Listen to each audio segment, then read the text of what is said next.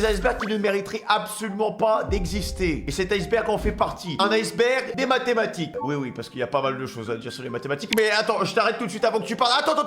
La vidéo est claire. Bah, tu t'es arrêté à Pythagore, toi aussi? Bah, on est deux, du coup. Bah, vas-y. Monte avec moi et on est parti pour l'iceberg des mathématiques. Et en parlant de mathématiques, t'attends quoi pour t'abonner? Parce qu'on rush les 100 000 abonnés avant la fin de l'année, donc dépêche-toi. Vous connaissez sûrement quelques trucs, comme le nombre d'or, les fractales, les nombres imaginaires, ou même plus simplement le théorème de Pythagore. Ok, on en connaît au moins un sur les 5, ça fait plaisir. Mais connaissez-vous la théorie du chaos, le paradoxe de Banach-Tarski et l'auteur Oblivion? Dans cette vidéo... L'auteur Oblivion, on dirait un monstre dans Mojang. Dans Mojang, j'ai dit Minecraft, j'arrive même pas à parler. Oh là là. Je vais parler allemand à la fin de la vidéo. C'est le plus intéressant des maths, ce que vous ne verrez jamais dans une salle de classe. On va repasser à travers toute la face cachée des mathématiques que vous ne connaissez probablement pas, grâce au principe de l'iceberg. L'objectif va être de descendre dans toute la culture mathématique, en repassant parmi les anecdotes les plus connues des maths, pour arriver dans les abysses, là où... La 4ème dimension. Après, les gars, si le youtubeur il m'apprend à faire une dimension, moi je suis chaud, hein. Imagine là, j'ai juste à prendre un peu de sulfate de cuivre avec du nitrate de potassium, je mélange ça, je mets un peu d'huile d'olive, je touche, il y a un trou noir qui spawn. Mais moi je dis oui tous les jours. Sujets controversés et les bizarreries en tout genre ne manquent pas. Cette vidéo sera tout public, vous n'aurez besoin d'aucune qualification pour la regarder et la comprendre dans son entièreté. Sur ce, bienvenue dans l'iceberg des mathématiques. Ouais, j'ai vu Terre plate, j'ai pas compris les gars. Le ciel? Aussi bizarre que ça puisse paraître, parmi tous les nombres qu'on utilise dans la vie de tous les jours, certains sont plus importants que d'autres. C'est le cas de pi, dont on reparlera plus tard dans la... Bon alors pi, je t'avoue que personnellement, je ne sais pas à quoi il sert. On m'a fait chier pour que j'apprenne toutes les décimales, genre au moins 5 décimales derrière pi. 3,14, je sais pas, voilà. 3,14, c'est le seul truc que je connais. Mais je ne sais pas à quoi il sert. On nous le vend comme si c'était le faker des maths, mais à quoi sert pi? Dans la vidéo, et c'est aussi le cas d'un nombre très différent des autres, le nombre d'or. Le logo d'Apple, les bandes dessinées de Tintin, les coquilles d'escargot, les pissenlits, l'homme de Vitruve, les choux de Romanesco, le Parthénon d'Athènes, la Joconde et même la chevelure de Trump, tous contiennent ce nombre d'or, cette proportion divine incarnant la beauté et la perfection qu'on retrouve partout dans les arts et même dans la nature. Même si à première vue tu ne la vois pas, je peux t'assurer que ton cerveau l'a déjà repéré. Et c'est ce qui fait que la Joconde nous semble tant harmonieuse dans ses proportions sans qu'on sache vraiment pourquoi. Selon toi. Bon, moi je t'avoue, j'ai jamais vraiment été... à mon avis, mon nombre d'or il est un peu déréglé, mais moi la Joconde ça me fait pas d'effet. Hein. Lequel de ces deux rectangles est le plus beau? Normalement... Lequel est le plus beau des deux? Je sais que c'est une question piège. C'est celui qui est entre les deux, ici là. Voilà. J'ai recréé artificiellement un rectangle qui n'est cette fois-ci pas à la verticale, mais à l'horizontale. Non, c'est l'inverse, vertical. Il est là, c'est donc ça la vraie réponse. Tu as choisi celui-là, c'est normal, c'est un rectangle d'or. C'est-à-dire que sa longueur est égale à sa largeur multipliée par le nombre d'or. Et justement, maintenant qu'on sait ça, si on regarde... Je vous assure que j'avais vraiment pris celui de droite, hein, perso. Les œuvres d'art dont j'ai déjà parlé tout à l'heure, on verra que certaines parties de l'œuvre sont en fait des rectangles d'or. On en construit plein successivement, et ça nous donne même une spirale plutôt jolie, la spirale de Fibonacci. Son nom vient de Leonardo Fibonacci, qui a découvert le nombre d'or en imaginant une expérience sur une population de lapins. Il simule l'évolution de cette population selon les règles suivantes. Un lapin adulte ne meurt jamais, mais il engendre un lapin enfant à la génération suivante. Et un lapin enfant devient adulte lorsqu'une génération est passée. En démarrant la simulation, l'évolution de la population de lapins nous donne cette suite de nombres. Quel est le rapport avec le nombre d'or? Eh bien, si vous divisez n'importe quel nombre de cette suite par son précédent, vous obtiendrez le nombre d'or. Et plus vous prenez des termes grands de la suite, plus votre cette suite par son précédent, vous obtiendrez le nombre d'or. Et plus vous prenez des termes grands de la suite, plus votre approximation du nombre d'or sera précise. Car oui, ce qui est encore plus bizarre avec la proportion divine, c'est qu'elle est irrationnelle. Ce qui veut dire qu'il y a une infinité de chiffres après la virgule, et qu'on ne peut pas l'écrire sous forme de fraction. Enfin, ça, c'est pas totalement vrai. Certains nombres irrationnels peuvent quand même être écrits sous forme de fraction, mais ce sera pas une fraction finie. Par exemple, le nombre d'or, ça ressemble à ça. En voyant ça, on ne peut être que fasciné. Se dire que le nombre d'or considéré comme la proportion parfaite s'écrive comme ça, c'est juste fou. Je me demande comment certains peuvent encore détester les maths après ça. D'ailleurs, j'en profite pour te dire qu'une vidéo comme ça prend énormément de temps à faire. Donc si tu veux... bah là j'imagine, hein. Mais la taille du cerveau de ce youtubeur, mon dieu. Il s'appelle Chat Science, mon dieu. Mesurer la Terre avec un chameau. J'avoue, ça paraît... Non mais voilà, aussi c'est ça le problème. Moi je vous adore les matheux. Hein. Mais pourquoi tu t'es dit, vas-y, on va mesurer ça avec un chameau. On peut pas mesurer ça avec une règle? Impossible dit comme ça. Pourtant, un homme l'a fait. Eratosthène, le directeur de la grande... Oh là là, mais t'as vu la taille du crâne aussi? Y'en vous êtes nés vraiment pour des grandes choses. Les 10 000 neutrons qui spawnent comme ça, je sais direct. Ça paraît... Il va être devant, il va tout écouter, il va tout noter. Moi mon destin était différent du sien. Impossible dit comme ça. Pourtant, maintenant, un homme l'a fait, Ératosthène, le directeur de la grande bibliothèque d'Alexandrie. C'était en 240 avant notre ère, donc autant vous dire qu'il n'avait pas vraiment les mêmes moyens qu'aujourd'hui. Et même si aujourd'hui la grande majorité de la population pense que la Terre est ronde, à l'époque c'était plutôt l'inverse. Car même si Platon disait déjà que la Terre était ronde, les gens, en majorité, pensaient quand même qu'elle était plate. Et il y en a encore plein en 2026 qui pensent qu'elle est plate. Bah oui, hein, donc c'est des descendants des anciens platistes. Alors, que ce mec, quand il a commencé à parler, il était pris pour le fou du bus. Alors que maintenant, on a inversé la tendance. C'est les gens qui pensent que la Terre est plate qui sont considérés comme les fous du bus. Du coup, Ératosthène va pas va s'avancer, vite. il va pas prouver que la Terre est ronde. Mais si jamais la Terre est ronde, alors il aura calculé sa taille. Ce que va faire Ératosthène pour calculer la circonférence de la Terre, ça part d'une simple observation. Il a remarqué que le jour du solstice d'été, à Sienne, les rayons du soleil tombaient directement dans un puits, sans refléter d'ombre. Ce qui signifiait que le soleil était pile au-dessus du puits à ce moment-là. Pourtant, le même jour, à Alexandrie, plus au nord, il a observé que cette fois, le soleil formait une ombre, ce qui veut dire qu'il n'était pas directement au-dessus du puits. En mesurant l'angle de l'ombre, il a trouvé qu'elle était d'environ 7,2 degrés, soit 1/50e d'un cercle complet de... Alors, et dites-vous que le gars, il avait pas de rapport, il avait rien. Il a juste fait comme ça. Voilà. Donc eux, c'était les vrais mathématiciens. Ils faisaient avec les moyens du bord. Ils sortaient dans la rue, il y avait du caca partout. Ils étaient vraiment chauds. 360 degrés. Et là, mine de rien, il a déjà presque réussi à trouver la taille de la Terre, puisqu'il En ne vrai, je caricature, mais ils avaient vraiment des outils. Hein. reste plus qu'à trouver la distance entre Alexandrie et Sienne, la multiplier par 50, et le tour est joué. Sauf que contrairement à ce qu'on peut penser... Nous, à l'époque de l'Empire de Couche, il y avait l'électricité. Les pyramides qu'on voit là, au sommet, il y a de l'or. L'or, c'est le meilleur conducteur pour l'électricité. C'était des foutues antennes.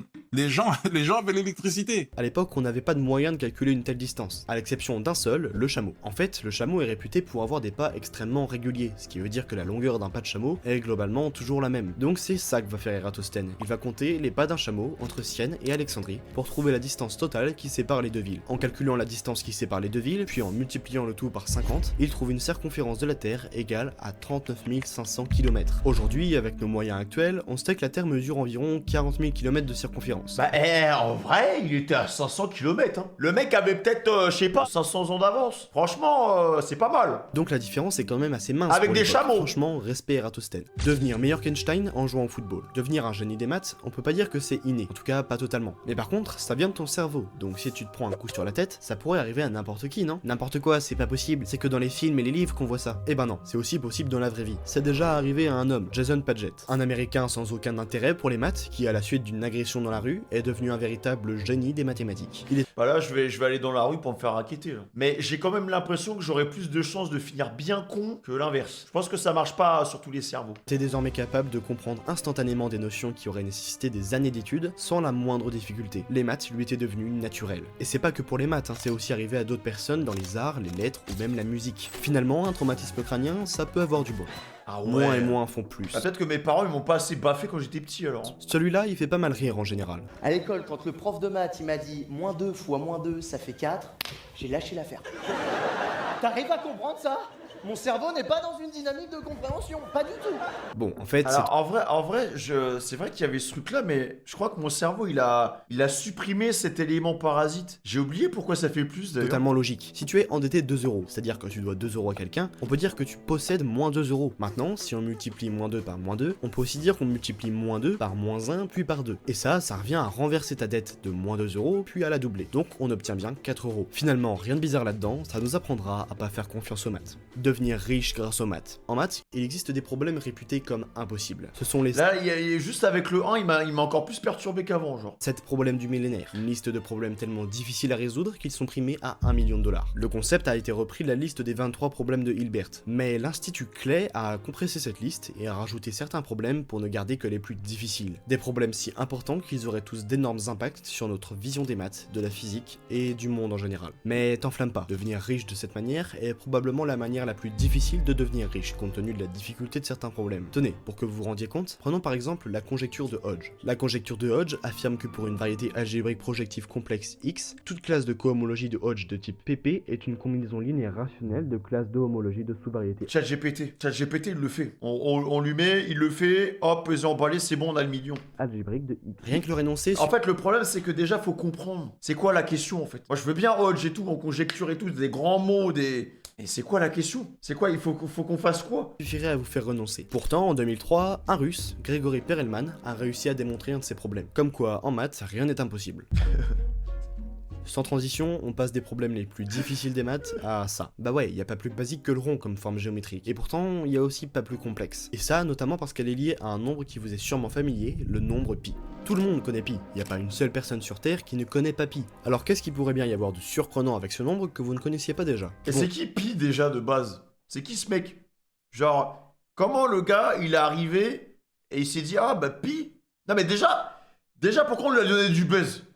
Parce que le gars, il vient pas avec un chiffre, il vient avec une forme. Il vient avec une forme.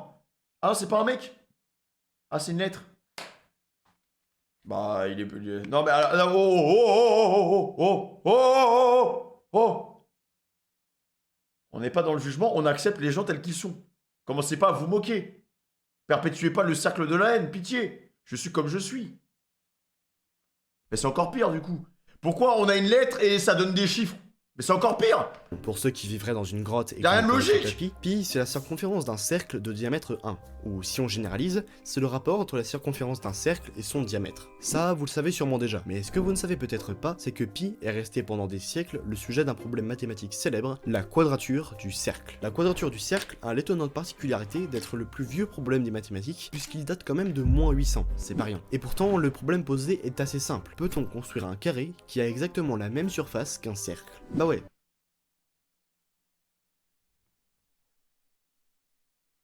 Bah oui.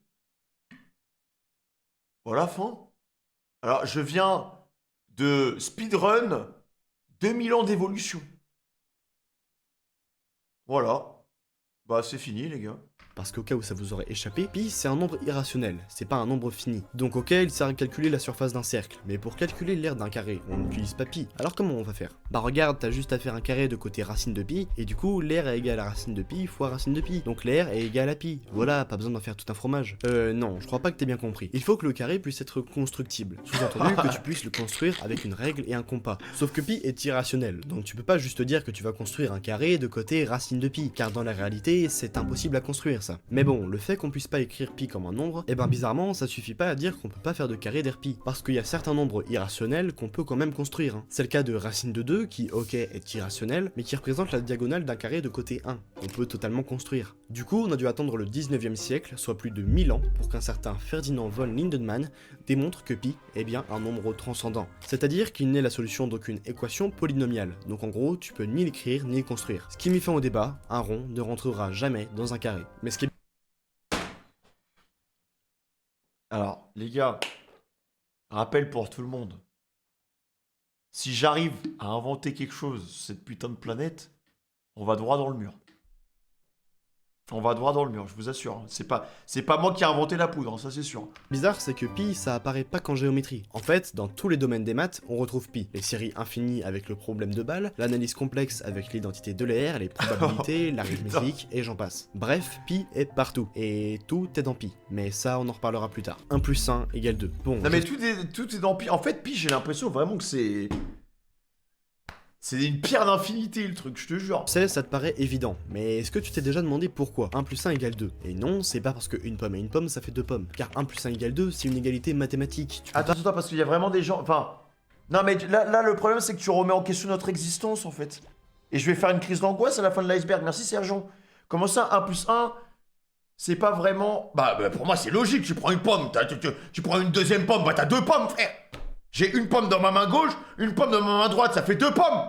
Pourquoi il y a des mecs qui se sont dit ah ben non mais c'est pas tout à fait ça. Plus 1 égale 2. Bon, je sais, ça te paraît évident, mais est-ce que tu t'es déjà demandé pourquoi 1 plus 1 égale 2? Et non, c'est pas parce que une pomme et une pomme ça fait 2 pommes, car 1 plus 1 égale 2, c'est une égalité mathématique. Tu peux pas réussir à démontrer que toutes mes chaussettes sont noires si t'en prends une et qu'elle est noire. Du coup, il faudrait qu'on puisse réussir à démontrer mathématiquement que 1 plus 1 est égal à 2. Pour ça, on va faire appel aux briques élémentaires des maths, qui construisent les relations entre les nombres, les axiomes. Parce que, ok, même sans les axiomes, on voit bien que 1 plus 1 égale 2. Mais les maths, c'est très rigoureux, donc en maths, si on peut pas prouver que 1 plus 1 égale 2, c'est que 1 plus 1 ne fait tout simplement pas 2. Bon, Et rassurez-vous, comment on prouve ça? on peut le prouver plutôt facilement avec les axiomes, hein. Je suis pas en train de dire que 1 plus 1 ça fait pas 2. Mais par contre, c'est loin d'être si évident. Sinon, ça aurait pas nécessité un ouvrage de 400 pages au plus grand What? mathématicien de tous les temps.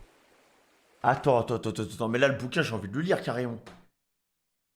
Ah oui, mais c'est sûr. Attends. Parce que là, le gars qui est arrivé et qui a dit ouais, non, mais les gars, 1 plus 1 égale 2, on l'a regardé, on l'a pris pour le fou du bus et on lui a dit mais mec, prouve-le. Et là, il nous a parlé d'axiomes. En fait, faut prouver.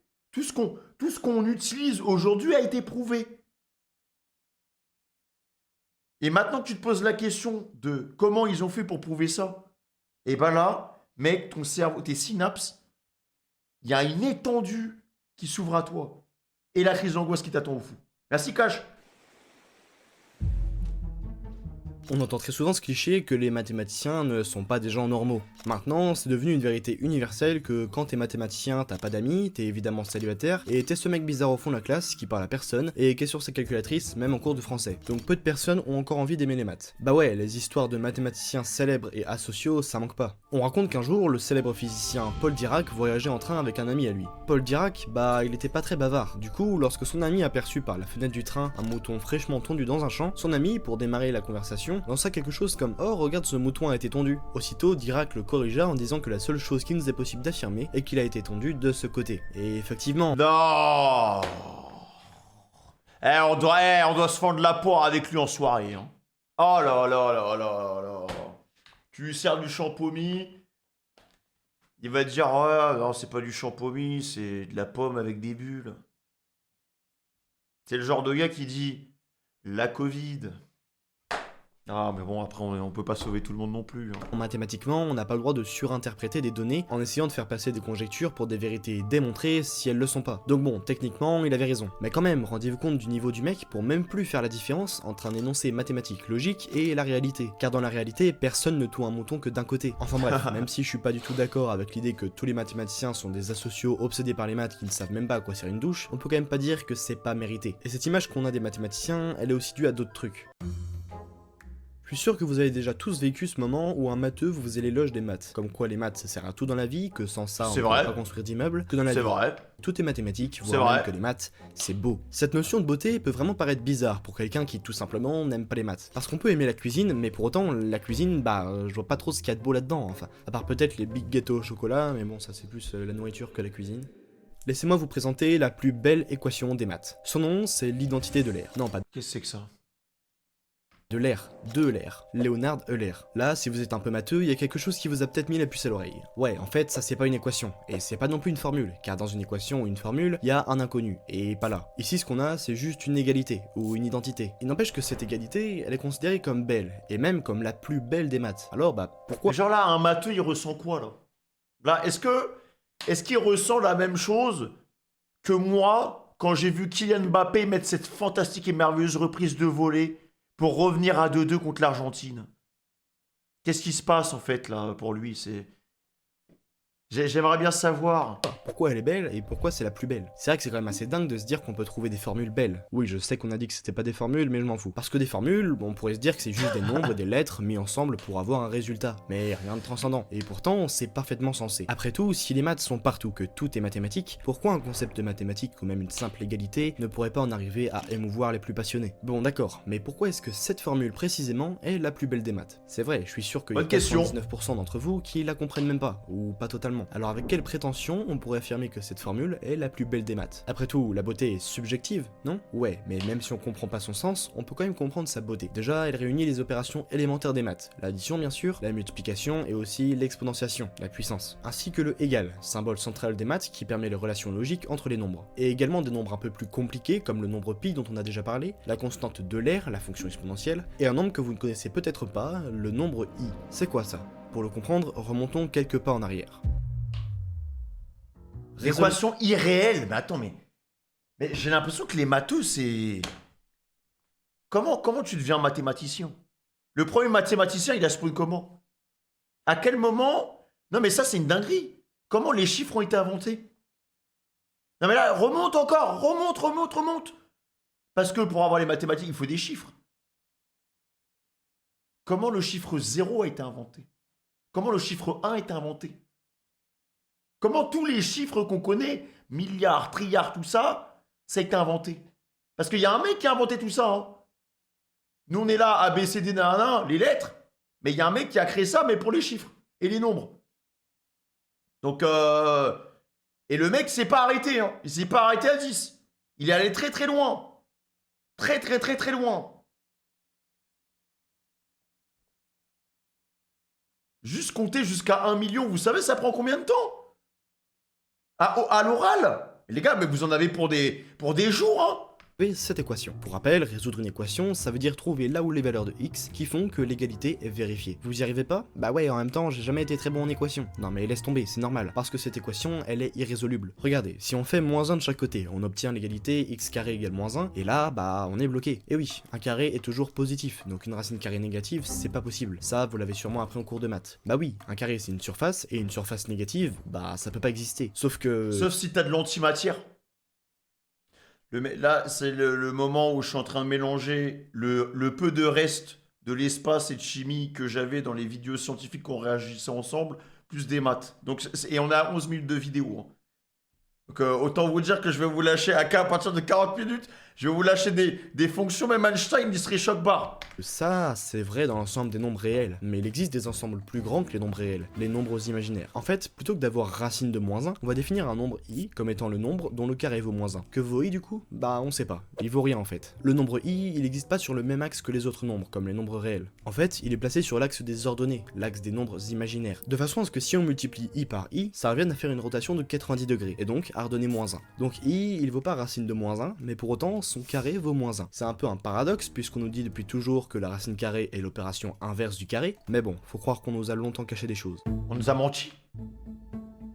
Prenez un nombre entier positif. S'il est pair, divisez-le par 2. S'il est impair, multipliez-le par 3 et ajoutez 1. Si vous prenez par exemple 14 563, vous verrez qu'au bout de seulement 19 manipulations, vous descendrez à 1 pour suivre une suite de nombres infinis, 4, 2, 1, jusqu'à l'infini. C'est la conjecture de Syracuse, appelée comme ça car celui qui a posé la conjecture vivait dans cette ville des États-Unis. Rien à voir avec la ville antique Syracuse de Sicile où habitait Archimède. Mais y a quoi de surprenant à ça? Peu importe le nombre que vous choisirez, dans tous les cas, vous obtiendrez cette suite qui se répète indéfiniment, 4, 2, 1, 4, 2, 1, 4, 2, 1. Et si cet énoncé reste au stade de conjecture et pas que c'est un théorème, c'est parce qu'il n'a jamais été prouvé. Car croyez-le ou non, un énoncé qui m'a pris 30 secondes à vous expliquer aura pris bien plus de temps que ça aux mathématiciens pour le résoudre, si tant est qu'ils y arrivent un jour.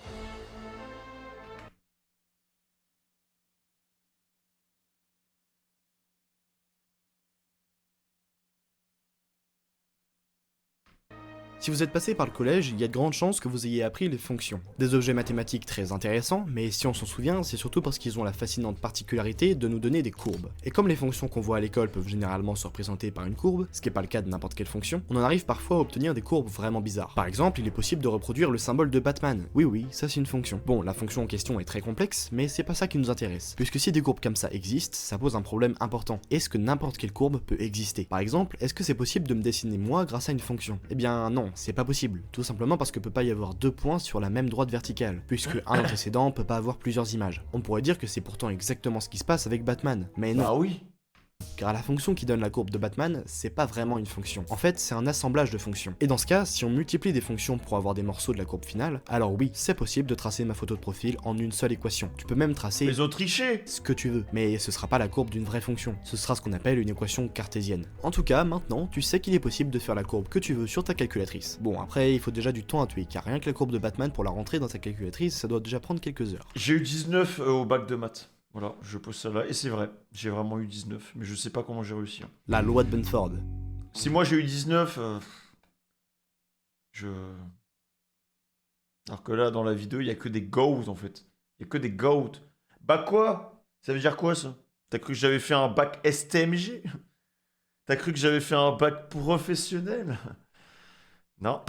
N'en déplaise la racaille, j'ai fait un bac économique et social. Oui, j'ai survécu et j'ai réussi à faire un bac général. Et pas un bac professionnel, où là-bas c'est littéralement la garderie, la crèche, comme on dit. Voilà. C'est bien un bac pro, non? Si tu fais un bac pro, malheureusement tu finiras sous un pont avec une seringue à crack dans les veines. C'est ce que m'ont dit mes profs, et c'est totalement faux. Voilà, donc faites ce qui vous plaît. Carrément, même tous mes potes qui ont fait des bacs pro, ils s'en sortent mieux que tous mes potes qui ont fait des bacs, un bac général. Hein. Ah, vraiment. Ah, ils ont du travail, ils gagnent bien leur vie.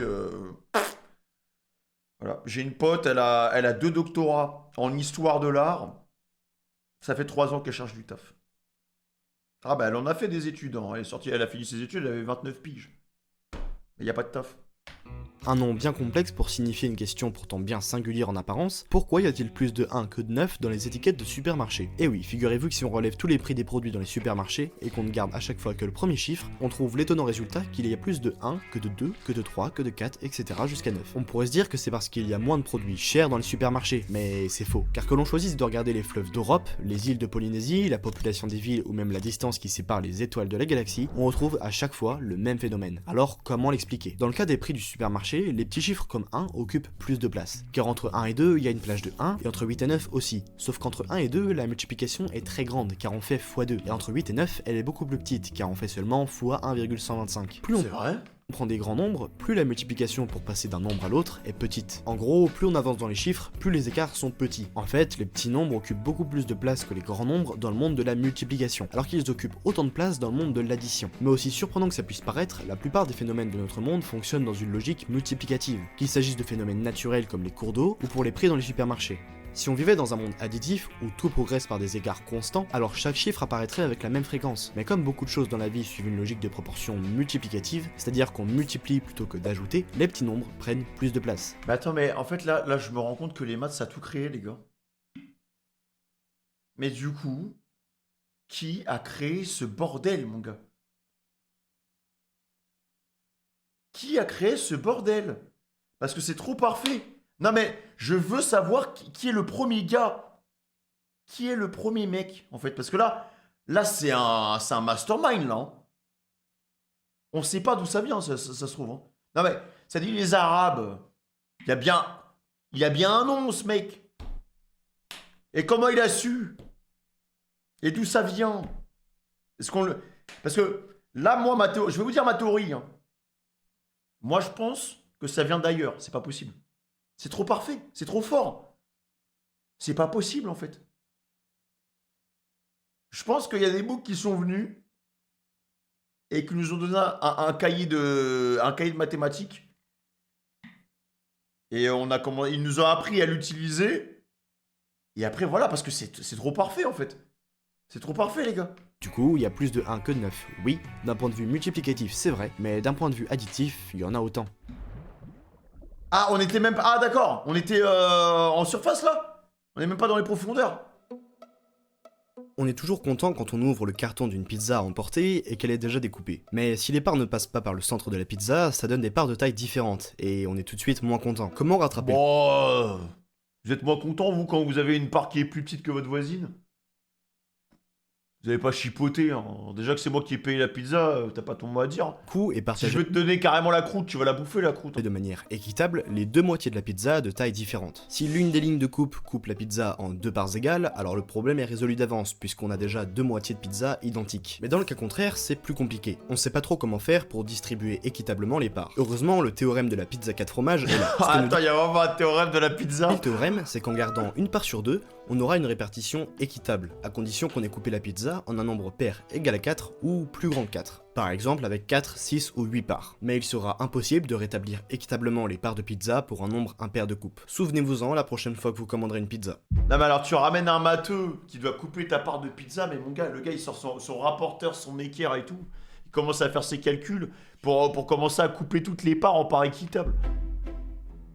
Prenez 2 pancakes. Le Pas théorème obligé des qu'ils soient sandwichs. parfaitement ronds, logique, ce sont des pancakes. On va considérer que ce sont des pancakes plats, c'est-à-dire en 2 dimensions. Ce que nous dit le théorème des pancakes, c'est qu'il sera toujours possible de les couper en 2 parties égales avec un seul coup de couteau. Avec un seul pancake, ça semble évident, puisqu'on a une infinité de coupes possibles pour séparer le pancake en 2 parts égales. Mais là où le théorème devient intéressant, c'est qu'il nous affirme que parmi cette infinité de coupes, il y en aura toujours au moins une qui va aussi couper le deuxième pancake en 2 parts égales. Bon, avec un peu de logique, on se rend compte que le théorème fonctionne même pour 10, 100 ou même 1 million de pancakes, puisqu'il sera toujours possible de trouver la manière parfaite de couper un nombre fini de pancakes. Et ça fonctionne aussi en 3 dimensions. Le théorème prend alors le nom de théorème du sandwich. Et il nous dit qu'on peut couper avec un coup de couteau toutes les parties d'un sandwich en parties égales. Encore une fois, même si on a pris le méga large XXL hamburger à 150 étages. Même si bon, en pratique, couper en un seul coup de couteau les 150 étages d'un hamburger, voire même plus, ça paraît compliqué. Les nombres diaboliques. Attends. Pourquoi il y a... En fait, comment vous en êtes arrivé là? à se dire, ok, je vais faire un burger de 20 étages. Mais par contre, il faut qu'on coupe de manière équitable. Comment on en est arrivé à ça? Voilà. Parce que d'un côté, je me pose les bonnes questions, je suis en mode, mais qui a inventé les maths? C'est exceptionnel parce que ça décrit un peu toute la vie, tu vois, tous les mécanismes de vie. Mais d'un autre côté, on utilise les maths pour faire ça.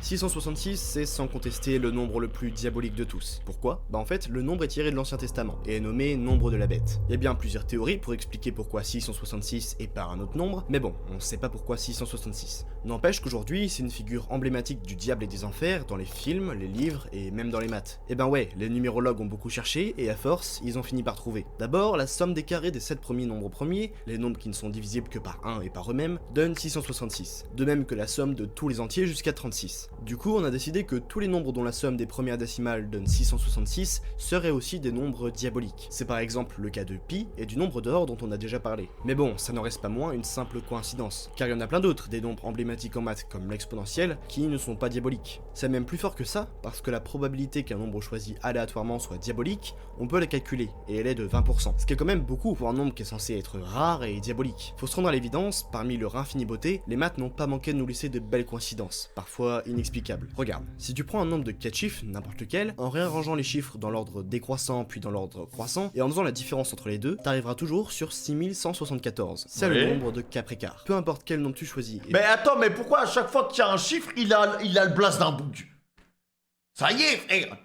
Tout a un nom ou quoi? Peu importe le temps que ça prendra, tu retomberas toujours sur ce nombre. Et ça, c'est parce que 6174 obéit lui-même à sa propre règle. Si tu ranges 6174 dans l'ordre décroissant puis dans l'ordre croissant, et que tu soustrais les deux, tu auras aussi 6174. Donc même si avec un nombre donné, on n'arrive pas tout de suite à 6174, on y arrivera quand même, car une fois qu'on y est, on y reste. Comme si 6174 était le point de non-retour des nombres à 4 chiffres. Dans la lignée des trucs sympas mais inutiles en maths, on a aussi la multiplication 111 111 111 fois 111 111 111, qui, vous l'aurez remarqué, donne le palindrome 1, 2, 3, 4, 5, 6, 7, 8, 9, 8, 7, 6, 5, 4, 3, 2, 1. La fraction 1 sur 998 001 qui donne une suite remarquablement régulière contenant tous les nombres entiers séparés par des zéros. Et enfin, la division par 7 qui, peu importe le nombre que vous souhaitez diviser, vous renverra la séquence de nombres 1, 4, 2, 8, 5, 7, qui se répète à l'infini. Ça, c'est pas très intéressant car c'est toujours la même séquence qui se répète en boucle. Mais des fois, c'est pas le cas. Des fois, les nombres qui se répètent à l'infini sont différents. Ça donne lieu à ce qu'on appelle les nombres univers.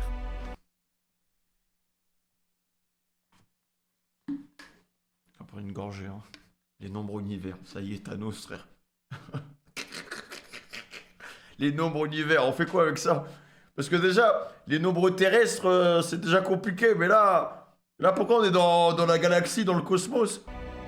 Les nombres univers, ça peut faire penser à un truc plus badass que rigoureux mathématiquement. Pourtant, je vous assure que comme n'importe quelle catégorie des autres nombres, les nombres univers sont très importants et bien définis. Les nombres univers, on les confond souvent avec une autre catégorie de nombres, les nombres irrationnels. Les nombres irrationnels, vous savez, c'est les nombres qu'on peut pas écrire comme une fraction, et qui possèdent une infinité de décimales après la virgule sans contenir de séquences qui se répètent. Par exemple, pi, c'est un nombre irrationnel. Mais là où on confond généralement les nombres univers avec les nombres irrationnels, c'est que les nombres irrationnels, ok, ils ont pas de séquences répétées, mais on peut quand même les prévoir. Par exemple, si je crée un nombre n qui est égal à 1,1,0,11,0,111,0,1111 jusqu'à l'infini, bah ça on peut le prévoir. On sait qu'à chaque fois il y aura un 1 en plus. Pour autant, il n'y a pas de séquence qui se répète, donc c'est pas un nombre univers, contrairement à pi, le nombre d'or, l'exponentielle et plein d'autres. Ce que ces nombres ont de si particulier, c'est que comme ils ont une infinité décimale qu'on peut pas prévoir, on peut tout retrouver dedans, même une infinité de livres à la suite. Et on peut aussi lire le futur. Le fait qu'on puisse tout retrouver dans un nombre univers, ça peut faire penser à une loi assez célèbre, la loi de Murphy, qui dit que tout ce qui peut arriver, arrivera. Dans le cas des nombres univers... Non mais alors, Murphy, avec tout le respect que j'ai pour lui, hein, la phrase qu'il vient de lâcher, tout le monde pense comme ça, frère. C'est une loi assez... Ce qui doit arriver, arrivera. Bah oui. Je sais pas. En fait, moi j'ai l'impression que parfois il y a des mathématiciens, ils arrivent avec des tapines. Juste, ils lâchent leur tapine et ils partent. Et ils drop de mic, tu vois. Mais en vrai, nous, ça veut dire, moi, tous les jours, je suis un mathématicien. Hein. Tous les jours, je lâche un tapine. Après, peut-être que lui, il l'a prouvé. Célèbre, la loi de Murphy, qui dit que tout ce qui peut arriver, arrivera. Dans le cas des nombres univers, on comprend bien la comparaison. Mais en maths, la loi de Murphy fonctionne pas vraiment. Notamment parce que ça va à l'encontre du principe des probabilités. Bah oui, si on joue à pile ou face, pile peut arriver, et pour autant il a que 50% de chance d'arriver, donc pi va pas forcément arriver. Le plus grand nombre des maths, what the fuck? Vous connaissez sûrement des nombres très grands, 1 million, 1 milliard ou 1 million de milliards, mais connaissez-vous le... Mais vous savez que même en termes de vocabulaire, je sais même pas ce qu'il y a. Je connais trilliard, mais je sais pas quand arrive trilliard en fait. Tu vois? Pour moi, ça s'arrête à milliard. Hein. Mais au-dessus de milliard, le vocabulaire, je sais pas ce que c'est. Hein. Gogol, le Gogolplex, le nombre de Graham et l'oblivion? Je pense pas, parce que ces nombres ne sont pas juste grands, ils défient le cerveau humain en apportant des paradoxes plus contre-intuitifs les uns que les autres. Si bien que l'étude des nombres Octillion. faramineusement grands ont pris la place d'une branche des maths à part entière, la gogologie, qui porte plutôt bien son nom, car l'un des tout premiers très grands nombres se nomme le Gogolplex, l'extension du Gogol, 10 puissance 10 puissance 100. Ça, c'est une autre histoire, car même si on dirait pas comme ça, la différence entre le Gogol et le Gogolplex est juste colossale. En fait, le Gogolplex est tellement énorme que si vous marchiez un Gogolplex de mètres dans une direction, vous tomberez forcément sur vous-même, enfin sur un clone de vous, parce que les combinaisons d'atomes vont forcément, à un moment donné, être identiques en tout point aux atomes de ton corps. Et c'est assez perturbant de se dire que sur un Gogolplex de mètres dans n'importe quelle direction, il y a un clone de vous, qui pense comme vous et fait tout comme vous. On se croirait un peu dans une science-fiction. Mais ça, c'est encore rien par rapport aux nombres qui nous attendent, car pour En fait, j'ai l'impression que j'ai appuyé, en cliquant sur cette vidéo, j'ai appuyé sur un bouton et ça m'a encore une fois élargi mon crâne. Comment ça, avec ce chiffre, il y a moi.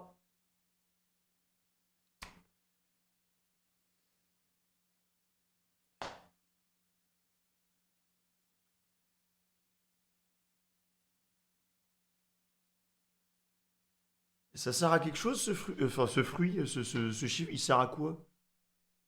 Le Gogol chiffre, là, je sais pas, on fait quoi avec ça? Pour augmenter d'un cran, on va pas juste se contenter d'empiler les puissances, il y a moyen de faire bien mieux que ça. Parce que le domaine des maths où on a les plus grands nombres, c'est pas l'algèbre, mais la combinatoire. La branche des maths qui permet de compter les différentes combinaisons possibles des nombres, comme dans le cas d'un cadenas à code par exemple. Et avec ça, on peut obtenir des nombres juste absurdément grands, qui dépassent de loin le Gogolplex. Tétraxiep. D'accord. Et ok. Comme le nombre de Graham par exemple. Pour comprendre le nombre de Graham, voilà comment faire. Prenez un cube. Un cube, c'est comme un carré, mais en 3 dimensions. Et son nombre de sommets est égal à 2 puissance 3, soit donc 8. Maintenant, on va relier chaque sommet du cube par des lignes, et colorer ces lignes aléatoirement en rouge ou en bleu. La question est de savoir si parmi toutes les possibilités de coloration aléatoire de lignes, on peut trouver une face du cube qui est reliée par 4 lignes de même couleur. Si c'est le cas, alors c'est qu'on n'a pas réussi. Mince. Bon, du coup, on peut peut-être essayer dans les dimensions supérieures. Pour un cube de dimension 4, pareil, on arrive encore à trouver des carrés dont les côtés sont de même couleur. Et c'est la même chose pour un nombre très grande dimension. Le nombre de dimensions qu'il nous faudra atteindre, vous l'aurez deviné, c'est le nombre de Graham. Ensuite vient le nombre... Non, mais non, non, mais mais pourquoi vous lancez dans des trucs complexes comme ça? On a déjà suffisamment de problèmes comme ça dans la vie, je comprends pas. Pourquoi vous vous êtes dit ça? Parce que ça va prendre du temps de trouver ça en plus. tri, le nombre arbre. Effectivement, vous l'aurez compris, on Le va nombre parler- arbre. Le nombre de Graham. Ensuite vient le nombre tri, le nombre arbre. Effectivement, vous l'aurez compris, on va parler d'arbres. La question ici est de savoir combien de branches on peut créer sur un arbre à partir d'un nombre donné de graines différentes. Des graines, il y en a de toutes les couleurs, bleu, rouge, vert, jaune, violette. La seule règle pour créer les branches de l'arbre, c'est qu'on n'a pas le droit de créer un arbre qui avait déjà été créé avant. En gros, on peut pas mettre le même arbre plusieurs fois à l'intérieur de l'arbre. Et c'est logique en fait, car sinon on pourrait créer des arbres à l'infini. Donc bon, d'abord avec une graine, une couleur. Bon bah là, on peut pas faire de branches sans répéter la même couleur, puisqu'on a qu'une seule couleur de graine. Donc tri de 1 égale 1. Ensuite, avec 2 graines, 2 couleurs. Cette fois, on arrive jusqu'à 3 branches avant d'être bloqué. Tri de 2 est donc égal à 3. Maintenant, avec 3 graines, les choses prennent une tournure inattendue. Les branches semblent ne rencontrer plus aucune limite. Et le nombre de branches atteint un nombre immensément grand, bien plus grand que le nombre de Graham, presque aussi grand que l'infini. On pourrait se dire que du coup, on peut pas vraiment faire plus que ça. Mais évidemment non, parce qu'on peut très bien s'amuser à créer des trucs qui n'ont pas vraiment de sens, comme tri de nombre de Graham puissance tri 3 fois Gogolplex. Effectivement, c'est encore plus grand, mais bon, ça reste des nombres un peu débiles, que les mathématiciens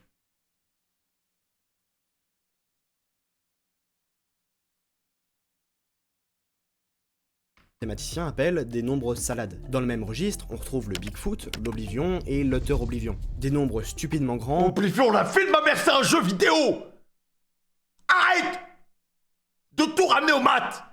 C'est un jeu fait par Bethesda. Ils ont fait un remake il y a pas longtemps. Qu'est-ce qui me parle de chiffres qu'on fusionne avec tri, into, nanana, ça donne le outer oblivion.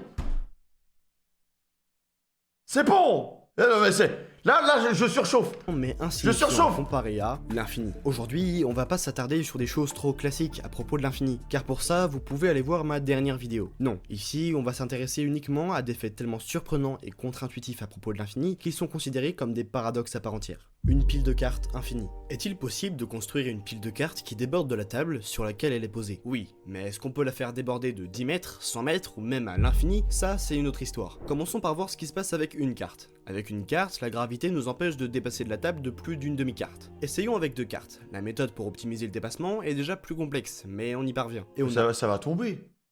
Ça va tomber, au bout d'un moment, il y aura trop de poids et la première carte, elle va tomber, non? arrive à faire dépasser la pile de la table d'une demi-carte plus un tiers de carte. Donc avec une carte, on dépasse la carte d'une demi-carte, et avec 2 cartes, d'une demi plus un tiers de carte. Vous commencez à voir le truc venir? Et oui, on peut calculer que pour un nombre donné de cartes n, on pourra faire grandir la pile de cartes jusqu'à 1 demi plus 1 tiers plus 1 quart, et ainsi de suite jusqu'à 1 sur n cartes. Et on obtient un résultat assez surprenant en maths qu'on appelle la somme harmonique. Mais donc, est-ce que cette somme harmonique va jusqu'à l'infini? Est-ce qu'avec une infinité de cartes, on peut dépasser la table d'une infinité de mètres? Et non, la réponse n'est pas évidente. Il y a une limite Par quand exemple, même. si on fait la somme 1 demi plus 1 quart plus 1 huitième et ainsi de suite jusqu'à l'infini, et ben ça fait pas l'infini, ça fait que 1. Ça se démontre assez facilement avec des carrés d'ailleurs. Donc comment savoir si en empilant les cartes jusqu'à l'infini, on va bel et bien pouvoir dépasser la table d'une infinité de mètres? Ben on a des fractions là, et les fractions, on vous a toujours appris que c'est comme des parts de gâteau, non? Un demi, on peut le laisser tout seul, un tiers et un quart vont ensemble, un cinquième jusqu'à un huitième ensemble, et un neuvième jusqu'à un 16e ensemble. On peut remarquer qu'à chaque fois, on obtient plus d'un demi-gâteau. Ce qui veut dire qu'en ajoutant tous les gâteaux, on aura une infinité de gâteaux. Et donc, J'ai pas suivi le début.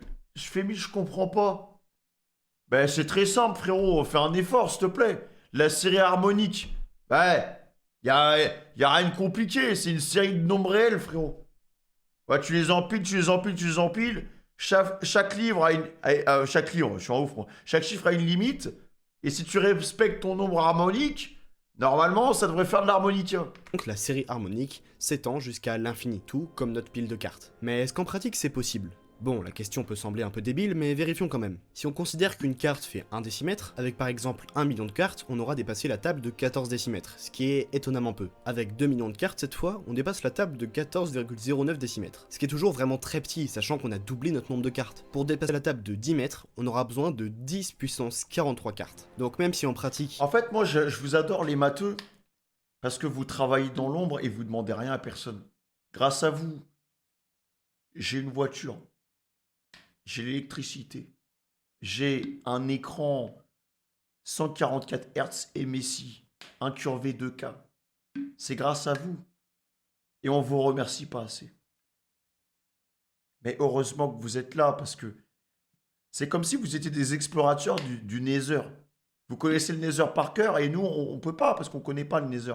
On connaît que le monde réel. Du coup, bah, continuez à être des matheux, et continuez à faire ce que vous faites, vous êtes exceptionnels.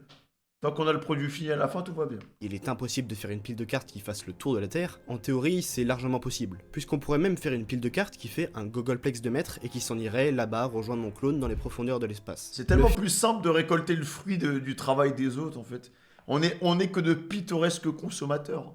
Ils travaillent dans l'ombre pour pas qu'on se pète le crâne, et au final, on se pète pas le crâne, parce que eux, ils se sont pété le crâne. Gamberge, maintenant. Fini, peut-être infini. Imaginez un univers sphérique. Quoi. Non mais tu sais, il y a un moment, je vais être agressif. Qu'est-ce que tu me déblatères, toi? Là-bas, Le fini peut être infini, oui, c'est ça, oui. mon clone dans les profondeurs de l'espace. Qu'est-ce qu'il me Le dit, fini lui? peut être infini. Imaginez un univers sphérique habité par des personnes. Sur ce plan, vous pouvez vous déplacer en longueur et en largeur. La spécificité de ce plan, c'est qu'au centre, la taille des objets y est maximale. Et plus vous vous éloignez du centre, plus les objets vont diminuer. Nous, on voit bien que ce cercle est d'une taille finie. Mais du point de vue des habitants du cercle, il est infini. Car plus ils se rapprochent du bord du cercle, plus ils rapetissent. Ils ne s'en rendent pas compte car tout ce qui se trouve autour d'eux rapetisse également, de sorte Ah mais faut pas dire ça à un platiste, hein. qu'ils ne pourront jamais atteindre le bord du cercle. Les paradoxes qui n'en étaient pas. Lors d'une course entre le héros grec Achille et une tortue, Achille décide de laisser 900 mètres d'avance à son adversaire. Il vous semble peut-être évident que si Achille court 10 fois plus vite que la tortue, il va la dépasser en un rien de temps. Et pourtant, le philosophe grec Zénon disait qu'il avait trouvé une preuve qu'Achille ne dépasserait jamais la tortue. Mais tu vois, les anciens philosophes, ils ont des têtes de mecs, ça se voit, ça fuse. Je sais pas pourquoi tu vois ce mec, tu sais qu'il est intelligent. Comme l'autre book qu'on a vu avant au début de la vidéo, tu sens qu'il est intelligent. Donc Comment ça se fait que lui, quand on le voit, on sait qu'il est intelligent? Moi, par exemple, si je prends la photo d'un viewer, je sais qu'il est pas... Il est pas comme lui. Je sais qu'il s'affuse pas autant que lui.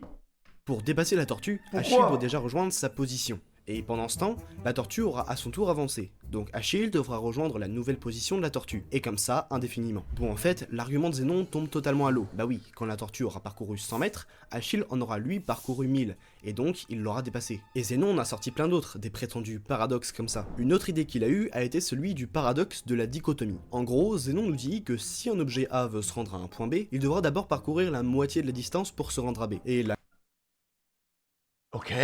la moitié de la moitié de la distance, et la moitié de la moitié de la moitié de la distance, etc. jusqu'à l'infini. Donc l'objet n'atteindra jamais le point B, car pour ça, il faudrait passer par une infinité de points. Bon, sauf que le truc qu'il avait oublié, c'est que c'est pas parce que tu passes par une infinité de points pour aller à B que tu vas mettre un temps infini pour aller à B. Nous, ça nous semble évident, mais faut croire que pour Zénon, pas du tout. Et ça l'a même pas arrêté sur sa lancée. Il a aussi formulé le paradoxe de la flèche. Zénon croyait que si on lançait une flèche avec un arc, la flèche n'était en fait pas en mouvement. Oui, c'est bizarre, hein.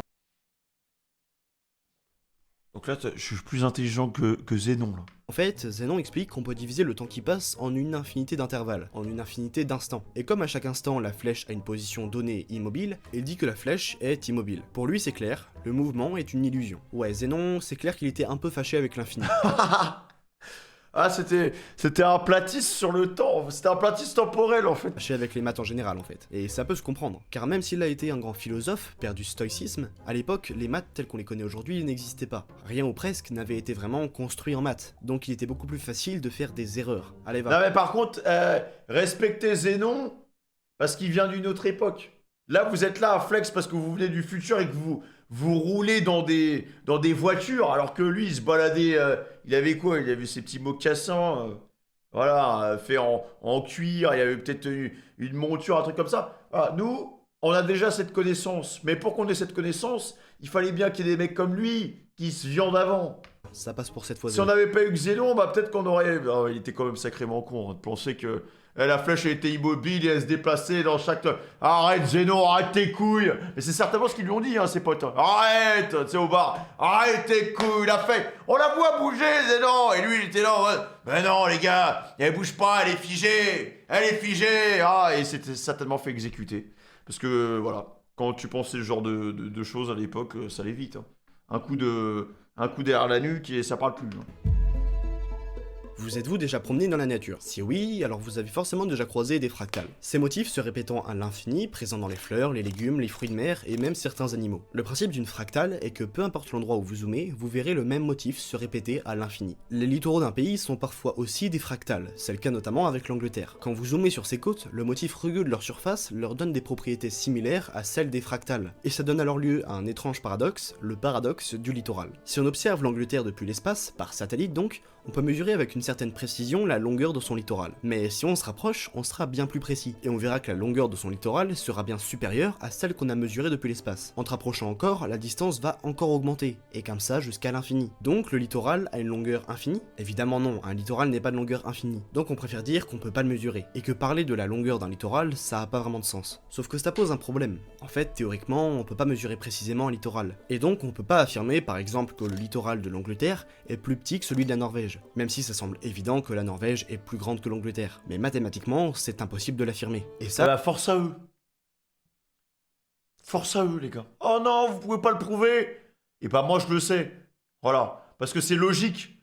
Oui, mais du coup, si c'est logique, ça veut dire que... Bah vas-y, prouve-le. Mais ça se voit.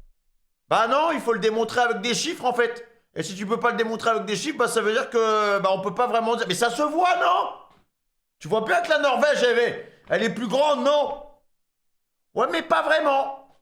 Hein? Ce que tu vois là-bas, rien ne prouve que c'est plus grand que le littoral où on est actuellement, hein? Là, en fait, c'est ça. C'est comme si tu parlais à un platiste. Ah, ça soulève pas mal de questions. Puisque mon chou de romanesco est une fractale, et qu'une fractale est de longueur infinie, est-ce que je vais devoir utiliser une infinité de sauce béchamel pour le recouvrir? Un mathématicien, Hausdorff, va répondre à cette question existentielle en introduisant de nouvelles dimensions, les dimensions fractales. Nous, on est dans un monde en 3D. Mais pourquoi il recrée un lore comme ça? Les mecs, pour répondre à des questions qui physiquement ils ne peuvent pas avoir les réponses, ils font quoi? Ils se recréent une dimension. Alors là, dans ma c'est comme si je faisais une extension du territoire. Dans mon extension du territoire, en fait, les chiffres négatifs, ils seront pas négatifs, ils passeront positifs. Et les chiffres positifs, ils passeront négatifs. Et le chiffre pi n'existera pas. Mario Bros est en 2D, Et voilà, et après, horizontal hop. est en 1D. Et ben, la dimension fractale, c'est rien de tout ça, puisque ce sont des dimensions intermédiaires. Il en existe plein pour les différents objets fractals qu'on peut... Tu vois, il a recréé une dimension avec d'autres formules et d'autres fonctions dedans. Voilà, frontière courbe du dragon. C'est quoi ça? C'est des techniques d'Inazuma Eleven ou quoi? Hein, on a recréé des dimensions où nos fonctions pourront vivre en paix. Rencontrer comme la Là-bas, dimension elles pourront 1,6, respirer. 2,3 ou 2,99 en fonction du niveau de complexité de la fractale. Par exemple, on sait que les côtes de l'Angleterre ont une dimension fractale d'environ 1,25. Les choux de Romanesco, c'est 2,66. Évidemment, ces chiffres ne sortent pas de nulle part, on peut les calculer, mais la formule pour le faire est juste impossible à comprendre, alors on va en rester là, c'est déjà pas mal. S'il y a bien un truc qu'on peut retenir de Zénon, c'est que l'infini, c'est pas quelque chose qu'on comprend aisément. Certains grands mathématiciens s'y sont intéressés et ont compris qu'il existe plusieurs infinis. Par exemple, l'infini des nombres entiers n'est pas le même infini que l'infini des nombres à virgule. Il est en quelque sorte plus petit. Et ça, on l'a démontré, mais non. Bah non, c'est infini du coup. Imagine, voilà, tu me ramènes dans une salle, il y a Aristote, il y a Zénon, il y a Einstein, tu prends tous les plus grands matheux. Et moi je dis ça. Ah bah non, mais c'est pas... Non, c'est infini. Donc il n'y a pas de plus infini, plus petit que... Vous posez des questions les gars, je comprends pas pourquoi vous les posez. N'empêche qu'une fois qu'on arrive à ce résultat de se dire que l'ensemble des nombres à virgule est plus grand que l'ensemble des entiers, on s'est posé une dernière question. Y a-t-il un infini intermédiaire entre ces deux infinis? Et même pour aller plus loin, y en a-t-il une infinité? Car on peut prouver qu'un truc est plus grand qu'un autre, ok, mais prouver que ces deux trucs sont en quelque sorte voisins et que rien ne peut se glisser entre eux, ça c'est une autre histoire. Vous vous dites peut-être que comparé à ce qui a déjà été fait, prouver ça, ça peut pas être si compliqué que ça. Et pourtant, le problème n'a jamais été résolu. Il figure désormais au panthéon des problèmes mathématiques oubliés. Et le fait que personne ne soit capable de résoudre un problème en apparence si simple, ça a terrifié un grand nombre de mathématiciens dans l'histoire. Terrifié carrément. Et pour être honnête, c'est vrai qu'après ça, on peut se demander si les maths ne seraient pas un énorme mensonge.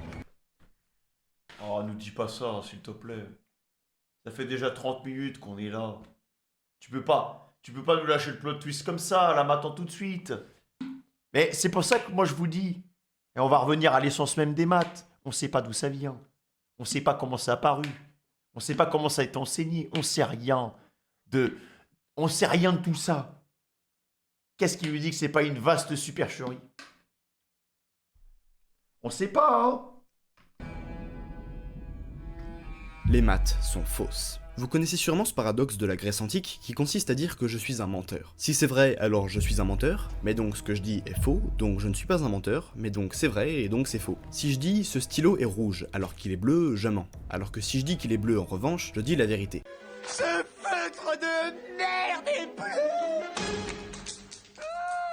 Maintenant, si on veut le prouver, peut-on prouver que le stylo est bleu? Oui, puisqu'il l'est. Et peut-on prouver qu'il est rouge? Non, puisqu'il ne l'est pas. Mais peut-on prouver qu'on ne peut pas prouver qu'il est rouge? Là, ça se complique. On se rend compte que la vérité et la preuve sont deux choses différentes, et même qu'elles ne sont pas toujours liées. Il faudra attendre le XXe siècle pour qu'un jeune logicien et mathématicien allemand, Kurt Gödel, découvre un théorème qui porte désormais son nom, le théorème de Gödel. Le théorème a l'air de rien C'est pas fait chier pour le théorème. comme ça, mais pourtant, il va renverser les mathématiques de l'époque et laisser bouche bée de nombreux pionniers, comme David Hilbert, qui pensait que toutes les propositions mathématiques qui s'avéraient vraies étaient démontrables. Alors que non, le théorème de Gödel, c'est justement ça. En fait, Gödel a prouvé que parmi toutes les propositions des mathématiques, certaines sont dites indécidables, c'est-à-dire qu'on ne peut pas les prouver. C'est exactement à cette catégorie qu'appartient l'hypothèse du continu. On ne peut ni prouver qu'elle est vraie, ni qu'elle est fausse. Et du coup, on sait qu'il existera toujours une part de mystère irrésolu en maths. On ne pourra jamais tout savoir. Ah, le GOAT. Lui, c'est vraiment le Lionel Messi des maths. C'est le seul... c'est le seul que je connais, frère. Pythagore, le gourou. Je suis sûr que vous connaissez absolument tous Pythagore, au moins de nom. Mais si, vous savez, l'ami d'Euclide avec qui ils ont créé toute la géométrie. Non, je déconne, ils ont même pas vécu au même siècle. Ben ouais, évidemment que si tu connais Pythagore, c'est pour son théorème. Le théorème qu'on vous a tous enseigné à l'école, alors que, bah, c'est pas logique. En fait, le théorème de Pythagore, c'est qu'un cas particulier d'un autre théorème, celui d'Al-Kashi, qui, lui, permet de calculer des longueurs de triangles qui ne sont même pas rectangles, donc c'est bien plus utile. Et pourtant, c'est bien le théorème de Pythagore qui est enseigné. Al-Kashi n'a eu que les miettes. Après... Alors, donc là, on a volé Pythagore, a volé le buzz d'un gars. C'est ça que t'es en train de me dire. Il a juste plagié un boug. C'est Al-Kashi qui l'a inventé. Et Pythagore, il a... apparemment, il y a un mec là-bas, il s'appelle Al-Kashi. Hein. Il a des trucs, il parle de triangle rectangle et tout. Bon, bah moi j'ai plus de buzz dans mon pays, donc je vais reprendre son théorème et je vais l'appeler le théorème de Pythagore. Super. Bah voilà, on s'est tous fait zizou. En fait, le théorème de Pythagore, c'est le théorème d'Al-Kashi. Voilà. Pourquoi on ne dit pas le théorème d'Al-Kashi à l'école? Pythagore, il y est pas pour grand chose si c'est son théorème qui est enseigné aujourd'hui. C'est juste qu'il était bien plus populaire qu'Al-Kashi à son... Mais ouais, attends. Les gars, il a même repris son physique, ce chien. Non mais frère, il lui a tout pris. Il lui a tout pris. La barbe. Tout. Jusqu'à son essor, il lui a tout pris. Son buzz, son physique, tout. Et aussi qu'il est plus abordable. D'ailleurs, il y a quelque chose de vraiment bizarre avec le théorème de Pythagore. Prenons un triangle rectangle de côté 1 et 1. Grâce au théorème de Pythagore, on peut calculer que la diagonale sera racine de 2. Bien, maintenant, complétons le triangle rectangle pour avoir un carré. Les deux côtés du nouveau triangle rectangle, qui complète celui qu'on avait avant, sont également 1 et 1. On peut casser les deux côtés du nouveau triangle pour faire deux triangles, et la somme des côtés des deux triangles fera à nouveau 2. Ce qui veut dire qu'en les cassant à l'infini pour avoir une infinité de triangles, on obtiendra encore et toujours 2. Mais on pourrait penser que vu que les triangles seront infiniment petits, ils colleront la diagonale du carré, et donc on obtiendra 2 égale racine de 2. Mais en vérité, c'est faux, car même si on a une infinité de triangles, ils ne colleront jamais la diagonale. La diagonale fait donc bien racine de 2. Et ça, il y en a certains à qui ça a posé problème. Les pythagoriciens, les membres de la secte de Pythagore. Ah, il y a une secte carrément, donc en plus, il a volé... Non, c'est trop. Les mecs ont idolâtré un escroc. Un voleur. Eh bah super. Voilà, moi j'ai toute mon enfance qui tombe en lambeaux alors que j'étais fan de ce mec. Hein. Ah, j'étais fan de ce mec. Vraiment, il a changé ma vie à un niveau que vous soupçonnez même pas, hein, vraiment. Oui, Pythagore était gourou de secte. Enfin bref, les pythagoriciens donc, ils auraient préféré que la diagonale soit égale à 2, parce que racine de 2, c'est un nombre irrationnel, et pour eux, ça c'était très grave. Un nombre qui pouvait pas s'écrire sous forme de fraction, c'était quelque chose d'impossible pour eux, qui défiait tout ce qu'ils pensaient être vrai. Du coup, ils voulaient pas croire en l'existence de racine de 2, alors que pourtant, c'est le nombre qu'ils ont découvert en essayant de calculer la diagonale d'un carré de côté 1, justement grâce au théorème de Pythagore, on le rappelle. Et les premières personnes qui ont essayé de dire à cette époque que si les nombres irrationnels ça existe, ben elles ont été jetées par-dessus le bord au beau milieu de Non, l'océan. on les a tués, bah oui, parce que ça allait dire la vérité sur cet escroc de Pythagore qui nous ment depuis le début, en fait. Ah non, mais en fait, c'est pas possible, et bah voilà, c'est tout. Comment ça, t'es pas d'accord avec mon théorème? Bah ouais, Pythagore, il a trop de buzz. En fait, il avait le même buzz que Didi, frère. Il était là, t'étais pas d'accord avec lui, au final, c'était un fou. Et personne n'a plus jamais entendu parler des nombres irrationnels. C'était tellement un fou que maintenant, on l'enseigne même à l'école.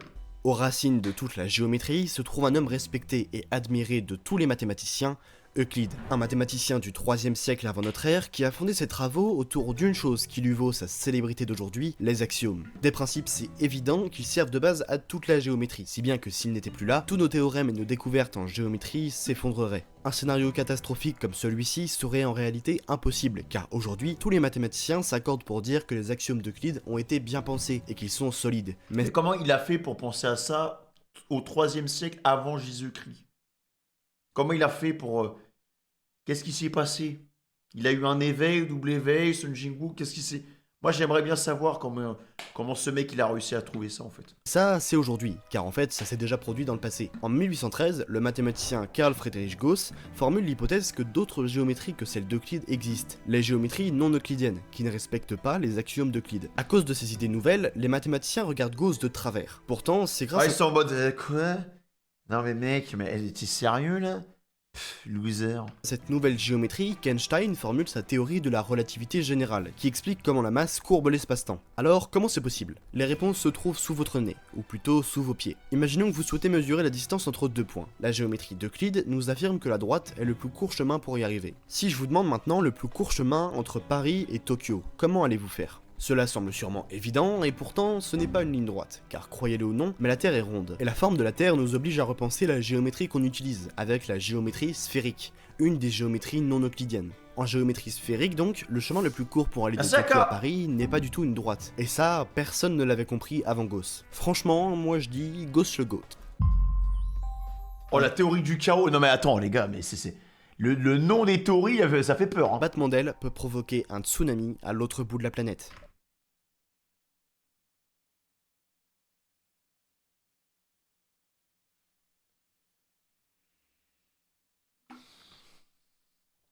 Développe. Ça vous rappelle sûrement un truc, l'effet papillon. En réalité, c'est un peu exagéré, car un tsunami à cause d'un papillon, c'est impossible dans la vraie vie. Mais l'image reste quand même assez fidèle de ce qui se passe en maths. Une toute petite modification dans un système peut déclencher une suite d'événements en série qui va avoir d'énormes répercussions sur le résultat obtenu. C'est ce qui se passe dans un système chaotique. Alors ouais, sans le battement d'aile, pas de tsunami, et avec battement d'aile, il y a un tsunami. Mais pour autant, c'est pas le battement d'aile qui provoque le tsunami directement. Il n'est qu'un élément déclencheur, le premier domino qui fait tomber tous les autres. Mais heureusement, tous les systèmes ne sont pas chaotiques. Le simple mouvement d'une horloge, par exemple, n'est pas chaotique. Alors qu'un double pendule, un pendule accroché à un pendule, peut devenir totalement bordélique si on modifie un tout petit peu sa vitesse de départ. Ça veut pas dire qu'un système chaotique est un système imprévisible, hein, loin de là. Seulement qu'une toute petite variation des conditions de départ peut totalement modifier le résultat obtenu. Ce qui veut dire qu'en théorie, hein, si vous voulez connaître la météo qui fera dans un mois, vous pouvez, grâce à la théorie du chaos. Mais en pratique, ça vous demanderait de connaître toutes les moindres variations météorologiques jusqu'au mois prochain, ce qui est un petit peu compliqué.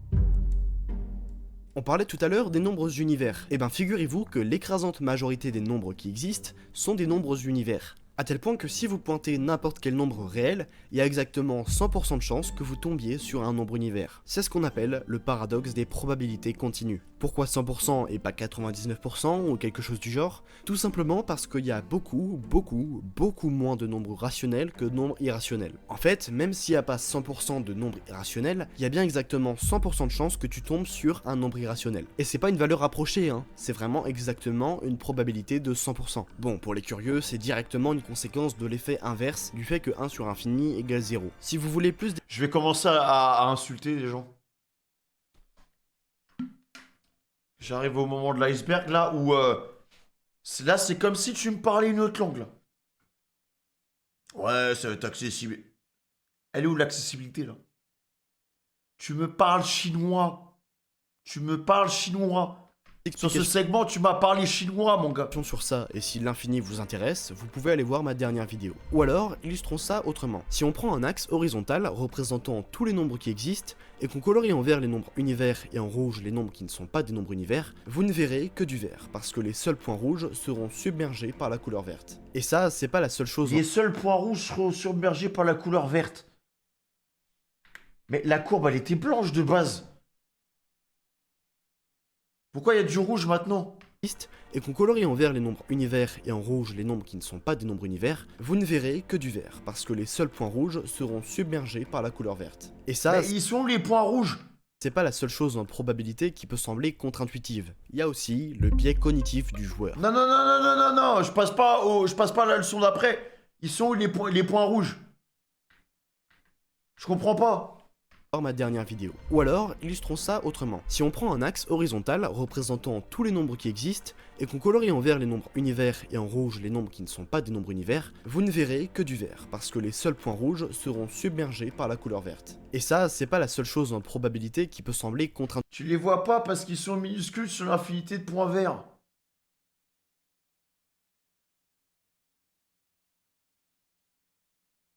Bah c'est con. Bah du coup ils servent à quoi?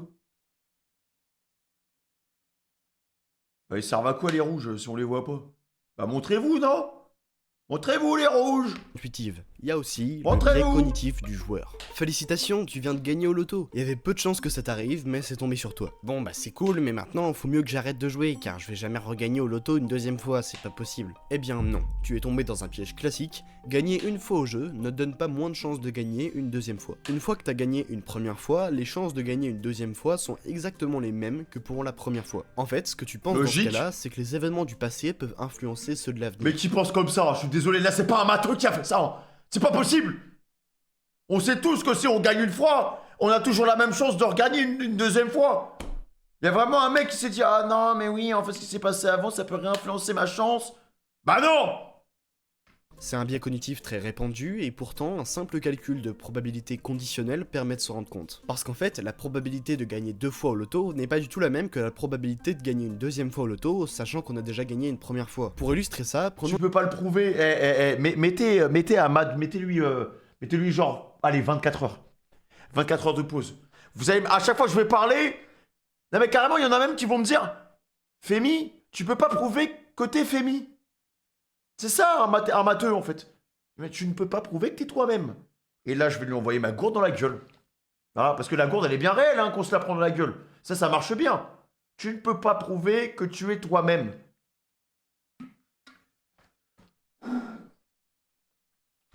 L'exemple du marcheur isotrope. Vous êtes un marcheur qui part d'un point central du plan et vous vous déplacez aléatoirement, un pas à la fois, dans une direction nord, sud, est ou ouest. Eh ben, penser que vu que t'as gagné au loto, t'auras moins de chances de gagner une deuxième fois, c'est exactement la même chose que penser qu'au bout de 1000 pas vers l'est, tu vas forcément changer de direction car les probabilités ne sont pas avec toi. Alors qu'en vérité, non, hein, le 1001ème pas a toujours la même chance d'être vers l'est que le premier pas ou que le 432ème pas. Mais ça nous empêche pas d'avoir cette sensation d'abuser, cette impression de se dire qu'on est un peu naïf si on décide de réessayer de gagner au loto après avoir déjà gagné une première fois. Car même si les maths constituent notre cerveau, il faut se rendre à l'évidence, notre cerveau n'est pas très bon en maths.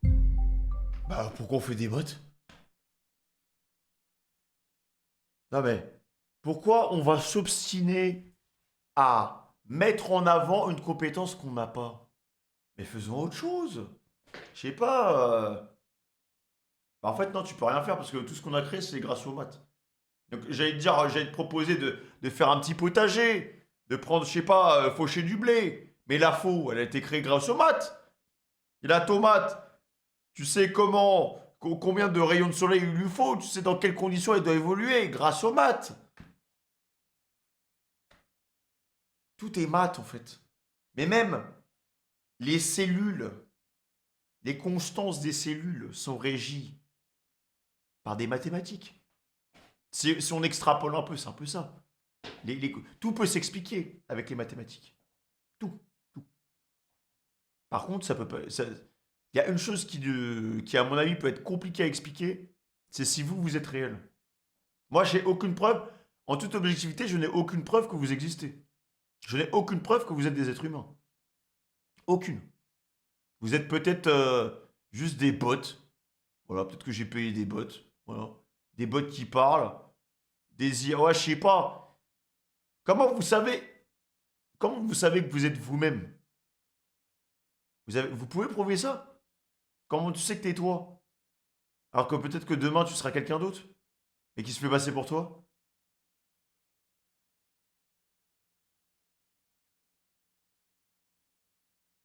Pourquoi j'aurais besoin de savoir qui je suis? Parce que c'est important de savoir que t'es toi-même. C'est important de savoir que tu te contrôles, non? Et que tu as l'impression de diriger ta vie. Mais d'un autre côté, qu'est-ce qui nous dit que Pythagore était vraiment Pythagore? Qu'est-ce qui nous dit que le chiffre... Vas-y, prouve-moi que le chiffre existe. Bah oui, mais en fait, c'est ça que j'aurais dû poser cette question à Einstein. Prouve-moi que le chiffre 1, qui est là, prouve-moi qu'il existe. Il ne pourra pas le trouver. Il ne pourra pas prouver, en fait, que tout ce qu'il utilise, ça existe vraiment. Ah ouais, les gars, il ne peut pas le prouver. 1 est égal à 1, donc il existe. Non. C'est pas parce que 1 est égal à 1 qu'il existe. Prouve-moi qu'il existe. Que ce chiffre existe. Ah non. Il n'existe pas. La personne peut me prouver que ce chiffre existe. Et moi, je vais te dire un truc aussi con que ça. Pour moi, le chiffre 1 n'existe pas parce que je ne le vois pas. De manière matérielle. Moi, là, j'ai une gourde. C'est du plastique. Je vois du plastique. Je vois quelque chose que je peux toucher. Que je peux... Alors après, vous allez me dire, oui, mais si tu peux le toucher, ça veut dire que le vent, ça n'existe pas. Le vent existe parce que je le sens. Mais le chiffre 1, je le sens pas, je le vois pas, et il n'est pas matérialisé. Voilà. Et à partir du moment où vous ne pouvez pas me prouver que le chiffre 1 existe, ça veut dire que indirectement, tu peux aussi dire que je ne peux pas prouver qu'il n'existe pas. Si on suit un peu la dynamique de la vidéo. Parce que c'est comme ça qu'ils pensent. On peut prouver que des choses existent, mais on peut aussi prouver que des choses n'existent pas. Donc là, en fait, on est dans un flou. On est dans une zone grise. Personne ne peut prouver que le chiffre existe, comme personne ne peut prouver que le chiffre n'existe pas. Sauf qu'on a décidé de faire en sorte que ces chiffres existent parce qu'on a tout bâti autour de ces chiffres-là.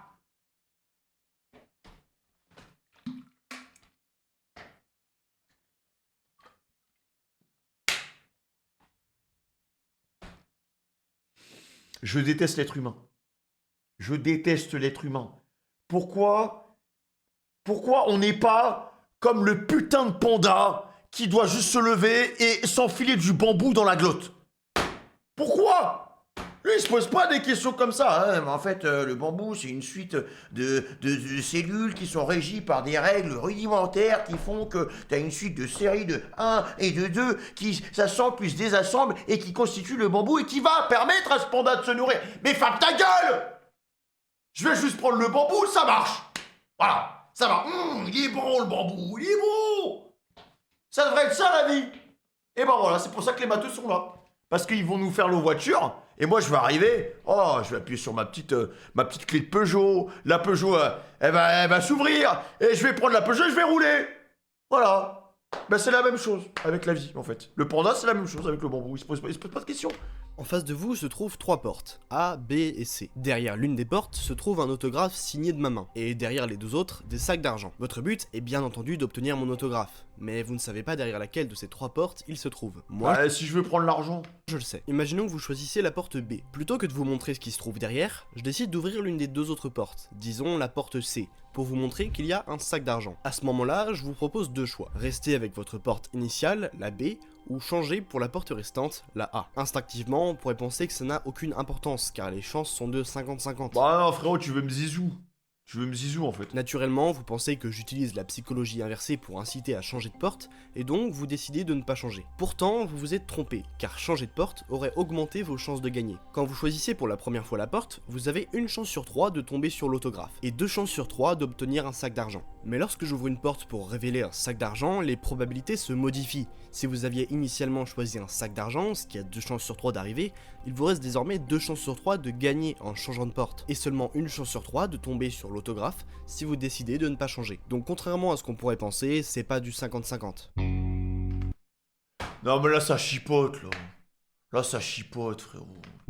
Vous et votre complice avez été arrêtés à la suite d'un braquage dans un magasin de bonbons qui a mal tourné. Chacun de vous est interrogé par un enquêteur dans des salles séparées, où tout échange avec votre partenaire est impossible. 2 choix sont alors possibles, vous pouvez choisir de garder le silence ou de dénoncer votre complice. Je le poucave, j'ai tout. Je déteste la torture et tout. Si vous gardez le silence tous les deux, vous écoperez d'1 an de prison chacun. Et si vous vous dénoncez tous les deux, ça sera 5 ans chacun. Mais si vous choisissez de dénoncer votre partenaire alors que lui se tait, il prendra 10 ans de prison et vous serez libéré. Et bah force à lui. Vraiment force à lui. Moi je suis une grosse poucave. C'est lui qui a tué Bernadette. Moi j'ai rien à voir avec ça. Je l'ai juste emmené chercher des armes. Voilà, N'importe qui j'ai rien à voir avec lui. pencherait pour la première option, ne rien dire pour n'avoir qu'1 an chacun. Je vous assure que pourtant, le meilleur choix à faire est de dénoncer votre partenaire. Vous n'êtes pas convaincu? Bien, alors imaginons que votre première idée soit de ne rien dire, et que votre équipier fasse de même. Vous écoperez alors d'une peine de 1 an. Mais vous pouvez alors choisir de le dénoncer pour choisir d'être libéré, plutôt que de faire 1 an de prison. Maintenant... Ouais, après il va prendre 10 ans, et vous avez pas... Les matheux, vous avez pensé aux conséquences aussi? Parce qu'elle est mignonne votre théorie. Hein. Je poucave mon pote, il prend 10 ans parce que je l'ai snitch, ok? Il va faire quoi dans 10 ans? Ça, c'est compris dans vos formules ou pas? Il va faire quoi dans 10 ans? Pendant 10 ans, en tôle, il va subir des trucs horribles en prison. Il va se matrixer en mode « Ah ouais, tu m'as poucave, tu m'as poucave, tu m'as poucave. » Tu vas voir, dès que je vais sortir, je vais m'occuper de toi. Je vais m'occuper de toi. Donc dans 10 ans, je vais mourir. Donc faut voir sur le long terme. Donc les gars, moi, je vous conseille de pas poucave. Ne faites pas la poucave. Parce que si vous poucavez... Dans 10 ans, vous êtes mort. Si votre complice choisit de vous dénoncer et que vous ne dites rien, c'est vous qui écoperez de 10 ans de prison. Choisir de le dénoncer aussi réduira alors votre peine de moitié. Dans tous les cas, vous avez alors intérêt à dénoncer votre partenaire. La situation aurait pu tourner à la coopération si vous aviez pu vous concerter avant de faire votre choix, mais vu que c'est pas le cas, vous serez toujours plus souvent gagnant si vous dénoncez votre partenaire. Le problème, c'est que vu que votre partenaire se fera exactement le même raisonnement que vous dans sa tête, ce sera 5 ans de prison pour tout le monde, alors que vous auriez pu avoir seulement 1 an en coopérant. Les maths semblent parfois privilégier les comportements égoïstes, alors que la coopération est à première vue bien plus profitable. Le paradoxe... Waouh, des fois, tu décides de t'ouvrir et de tout dénoncer à la police, et tu prends 20 ans. Les deux auraient pris 20 ans s'ils avaient snitch. S'ils avaient raconté toute l'histoire, de A à Z, 20 ans direct. On en a pas parlé aussi hein, de ce scénario, hein, où t'es gentil, enfin t'es gentil, t'as fait un crime, mais tu poucaves ton crime, et tu prends cher quand même. Du couple. C'est pas le plus complexe des paradoxes à comprendre, mais même s'il est simple, il m'a bien retourné le cerveau la première fois que je l'ai entendu. Un couple a 2 enfants. Vous savez que l'un des 2 enfants est un garçon. Quelle est alors la probabilité que le deuxième enfant soit aussi un garçon? Et Moi je sais pas, faut demander aux ovaires de ma femme. Ça dépend pas des gens. Il y a des gens qui sont plus ascendant mec, ascendant femme. Je sais pas moi. Des spermatozoïdes aussi, faudrait leur poser la question. Eh mes couilles, on est plus mec, on est plus meuf, on est comment? si la première fois qu'on l'entend, la majorité des gens répondent une chance sur 2, je vous assure que c'est pas le cas. Alors les gens qui ont mis 50%, qu'est-ce que je fais de vous? Est-ce que je fais le tri sélectif? Est-ce que je m'occupe de vous parce que il vient de dire ouvertement que vous étiez des petits cons? C'est une dinguerie de dire 50-50. Hein. Franchement, faut être vraiment... À mon avis, c'est les STMG. Non, non, les gars, faut pas leur en... c'est les STMG. On peut pas leur en vouloir, c'est pas grave. Mais au moins, vous avez un travail et vous êtes heureux. Contrairement aux gens qui ont fait une filière générale. Voilà. Chacun ses soucis. J'aurais jamais dit 50-50. Parce que ça varie en fonction des gens. Et ça varie en fonction de tes ovaires et tes spermatozoïdes. Donc c'est pas... Et c'est l'union des deux qui fait que... Même très simple à comprendre. Si le couple a 2 enfants, on a alors soit 2 filles, 2 garçons, une fille et un garçon, ou un garçon et une fille. Sauf qu'on sait qu'au moins un des 2 enfants est un garçon, donc on peut barrer l'option d'avoir 2 filles. Et il nous reste 3 cas possibles. La probabilité que les 2 enfants soient des garçons est alors d'une chance sur 3. Mais ce n'est encore rien à côté du plus troublant des paradoxes, le paradoxe des anniversaires. De tous les résultats surprenant en maths, celui-là est le plus contre-intuitif. Dans une classe de 30 élèves, il y a 70% de chances que 2 personnes soient nées le même jour. Ça paraît complètement impossible et pourtant je vous assure que c'est le cas. Les chances montent même à 99% dans une classe de 54 personnes. Instinctivement, on se dit que c'est pas possible car il y a 365 jours dans une année, donc la proba est de 2 sur 365. Mais non, en fait ça marche pas du tout comme ça. Le problème vient en fait de notre cerveau. Ce que tu te dis c'est qu'il y a peu de chances que tu sois né le même jour qu'un autre gars dans la classe, donc c'est pas possible. Sauf qu'en fait, c'est pas du tout comme ça qu'il faut voir le problème. Parce que calculer la probabilité que 2 personnes soient nées le même jour, ça appartient à la combinatoire vu qu'on regarde les combinaisons possibles d'anniversaire entre plusieurs personnes. Et ça donne lieu au coefficient binomial 2 parmi 30, qui après plusieurs calculs nous donne bien 70% de chance. Donc en gros, c'est bien plus complexe que ça en a l'air. Parfois c'est bien de juste... Ok. On parlait tout à l'heure de Pythagore et de son théorème. Eh ben, figurez-vous que la conjecture qui est longtemps restée comme la conjecture impossible à démontrer en maths, nous provient également de Pythagore, puisque Pierre de Fermat, celui qui a découvert cette conjecture, a juste repris l'intitulé du théorème de Pythagore. Ah Ouais mais alors attends. On va pas reprocher à un escroc d'avoir plagié un escroc. Non mais voilà, parce que Pythagore, on lui a rien dit. Pourquoi l'autre Gugus qui a repris le truc de Pythagore, on a commencé à le démarrer? Les deux, c'est des escrocs. Les deux. au carré plus b au carré égale c au carré. Ça, c'est le théorème de Pythagore dans un triangle rectangle. Et ben Fermat a repris exactement cette formule, il s'est juste demandé si c'était aussi possible pour des puissances supérieures à 2, genre a au cube plus b au cube égale c au cube. Il a juste modifié un chiffre. Naissance à la conjecture qui porte désormais son nom, la conjecture de Fermat. Et dans une... Donc là, à tout moment, je peux créer une conjecture, ou un théorème, en fait. Bon bah, les gars, aujourd'hui, j'ai décidé de reprendre la théorie de Pythagore, et on va remplacer les deux par des pi. Là, je fais un mix des théories. Voilà. Personne ne l'a fait avant. Le théorème du Fermat. N'hésitez pas. Une lettre adressée à un de ses amis, Fermat prétendait même qu'il en avait trouvé une solution, mais que la marge de sa feuille était trop petite pour l'écrire. Ouais, à l'époque, le papier, ça coûtait cher. Finalement, il est mort peu après sa lettre et n'a jamais pu témoigner de sa prétendue découverte. Ah, et ça n'a merde. pas été sans conséquence, car après ça, pendant des siècles, les mathématiciens ont essayé de démontrer cette conjecture, mais n'y sont jamais parvenus. Fermat était donc un gros menteur sur ce coup-là, à moins qu'il ait eu une vision. C'est que tout récemment, qu'Andrew Wiles, un mathématicien toujours en vie, c'est assez rare pour que ça mérite d'être souligné, a réussi à démontrer cette conjecture, en affirmant que cette équation n'a pas de solution pour un nombre n plus grand que 2. Finalement, tout est bien qui finit bien. Mais retenez quand même qu'il faut pas dire qu'on a fait quelque chose si on se rend compte des années après que, vu les moyens de l'époque, vous avez menti. Car les outils mathématiques qu'on a dû utiliser pour démontrer cette conjecture n'avaient même pas été inventés à l'époque de Fermat. Abyss. Ah oui, d'accord. Là, c'est le moment où on fait des crises d'angoisse tous ensemble. Et en fait, à la fin de cette vidéo, on va tous aller se coucher. Voilà, dans le plus grand des calmes et dans le silence le plus profond. Voilà.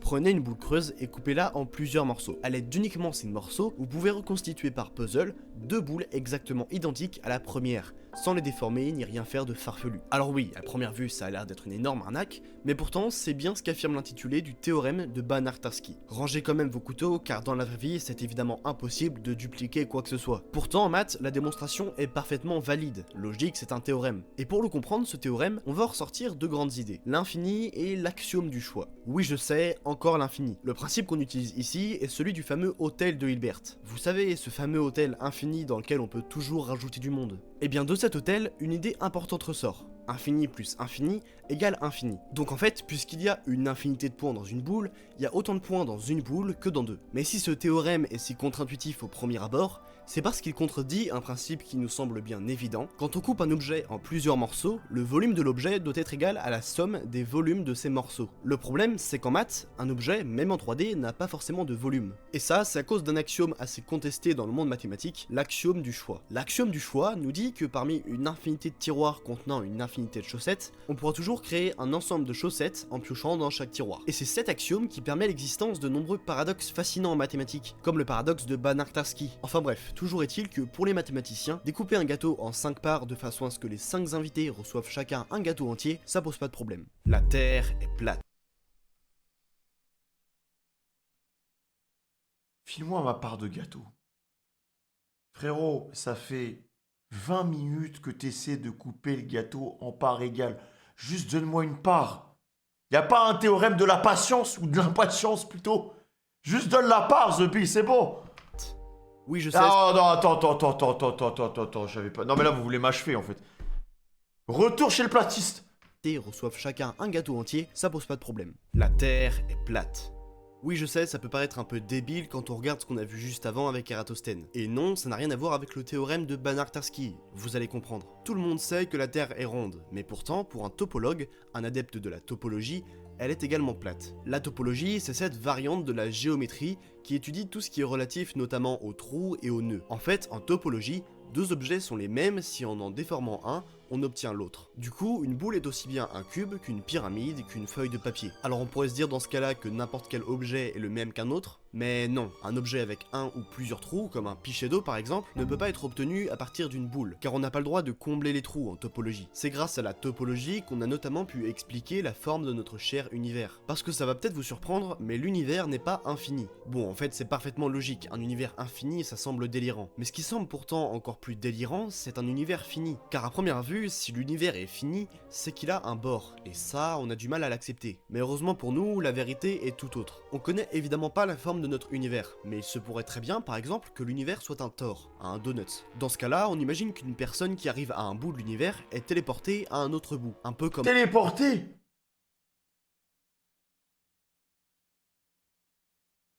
Quoi? Bah non, je suis pas d'accord. Bah non, non. Non, moi, quand je vais au bout de l'univers, en fait, j'ai fait le tour.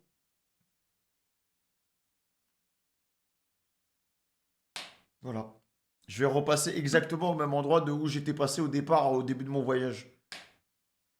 Voilà, c'est ma théorie. Ouais, genre, t'as fini la map, tu vois. dans un portail Mais c'est comme quand tu vas au bout de la map, et en fait, tu vas tout à gauche, tout droit, et après, t'arrives à droite.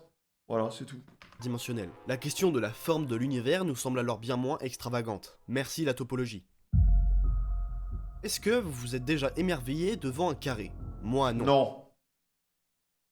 Non. Vraiment pas. Par contre, devant un rond, ouais. Tu vois, le rond, il y a ce côté un peu caliente, tu vois, genre. Le rond, il nous met bien. Le triangle, bon. Le triangle, ça dépend. Ça dépend comment tu l'orientes, le triangle, voilà. La croix, non, non, pas de croix. Pas de croix ici. Carré et croix, c'est mort. C'est blacklist de fou. Pour moi, un carré, ça a toujours été un truc chiant sans réel intérêt. Et c'est normal, rien que le rond dont on a déjà parlé est déjà bien plus intéressant. Certaines de ces figures sont tellement fascinantes qu'elles sont parfois considérées comme des monstres parmi la communauté mathématique, tellement elles sont dures à comprendre. Le ruban de Mobius, la forme qui a permis le voyage dans le temps possible dans Avengers. Pour ceux qui connaissent pas, le ruban de Mobius c'est tout simplement un ruban. Pour le construire, il te suffit de prendre un morceau de papier et de rejoindre les deux bouts du papier, mais en retournant un bout. Et à la différence d'un ruban classique, qui lui a une face à l'intérieur et une face à l'extérieur, le ruban de Mobius n'a qu'une face. Ce qui veut dire que là où on peut très bien s'amuser à colorier les deux côtés d'un ruban de deux couleurs différentes, en coloriant le ruban de Mobius sur un côté, tu te retrouveras sans te rendre compte à colorier l'entièreté du ruban. Les coups. Quoi?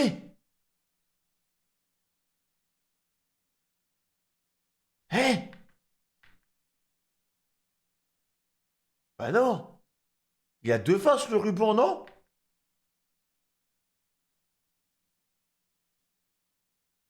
Bah il y a deux faces.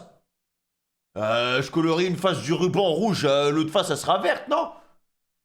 Elle sera pas rouge. Bah si je regarde l'autre côté, c'est vert.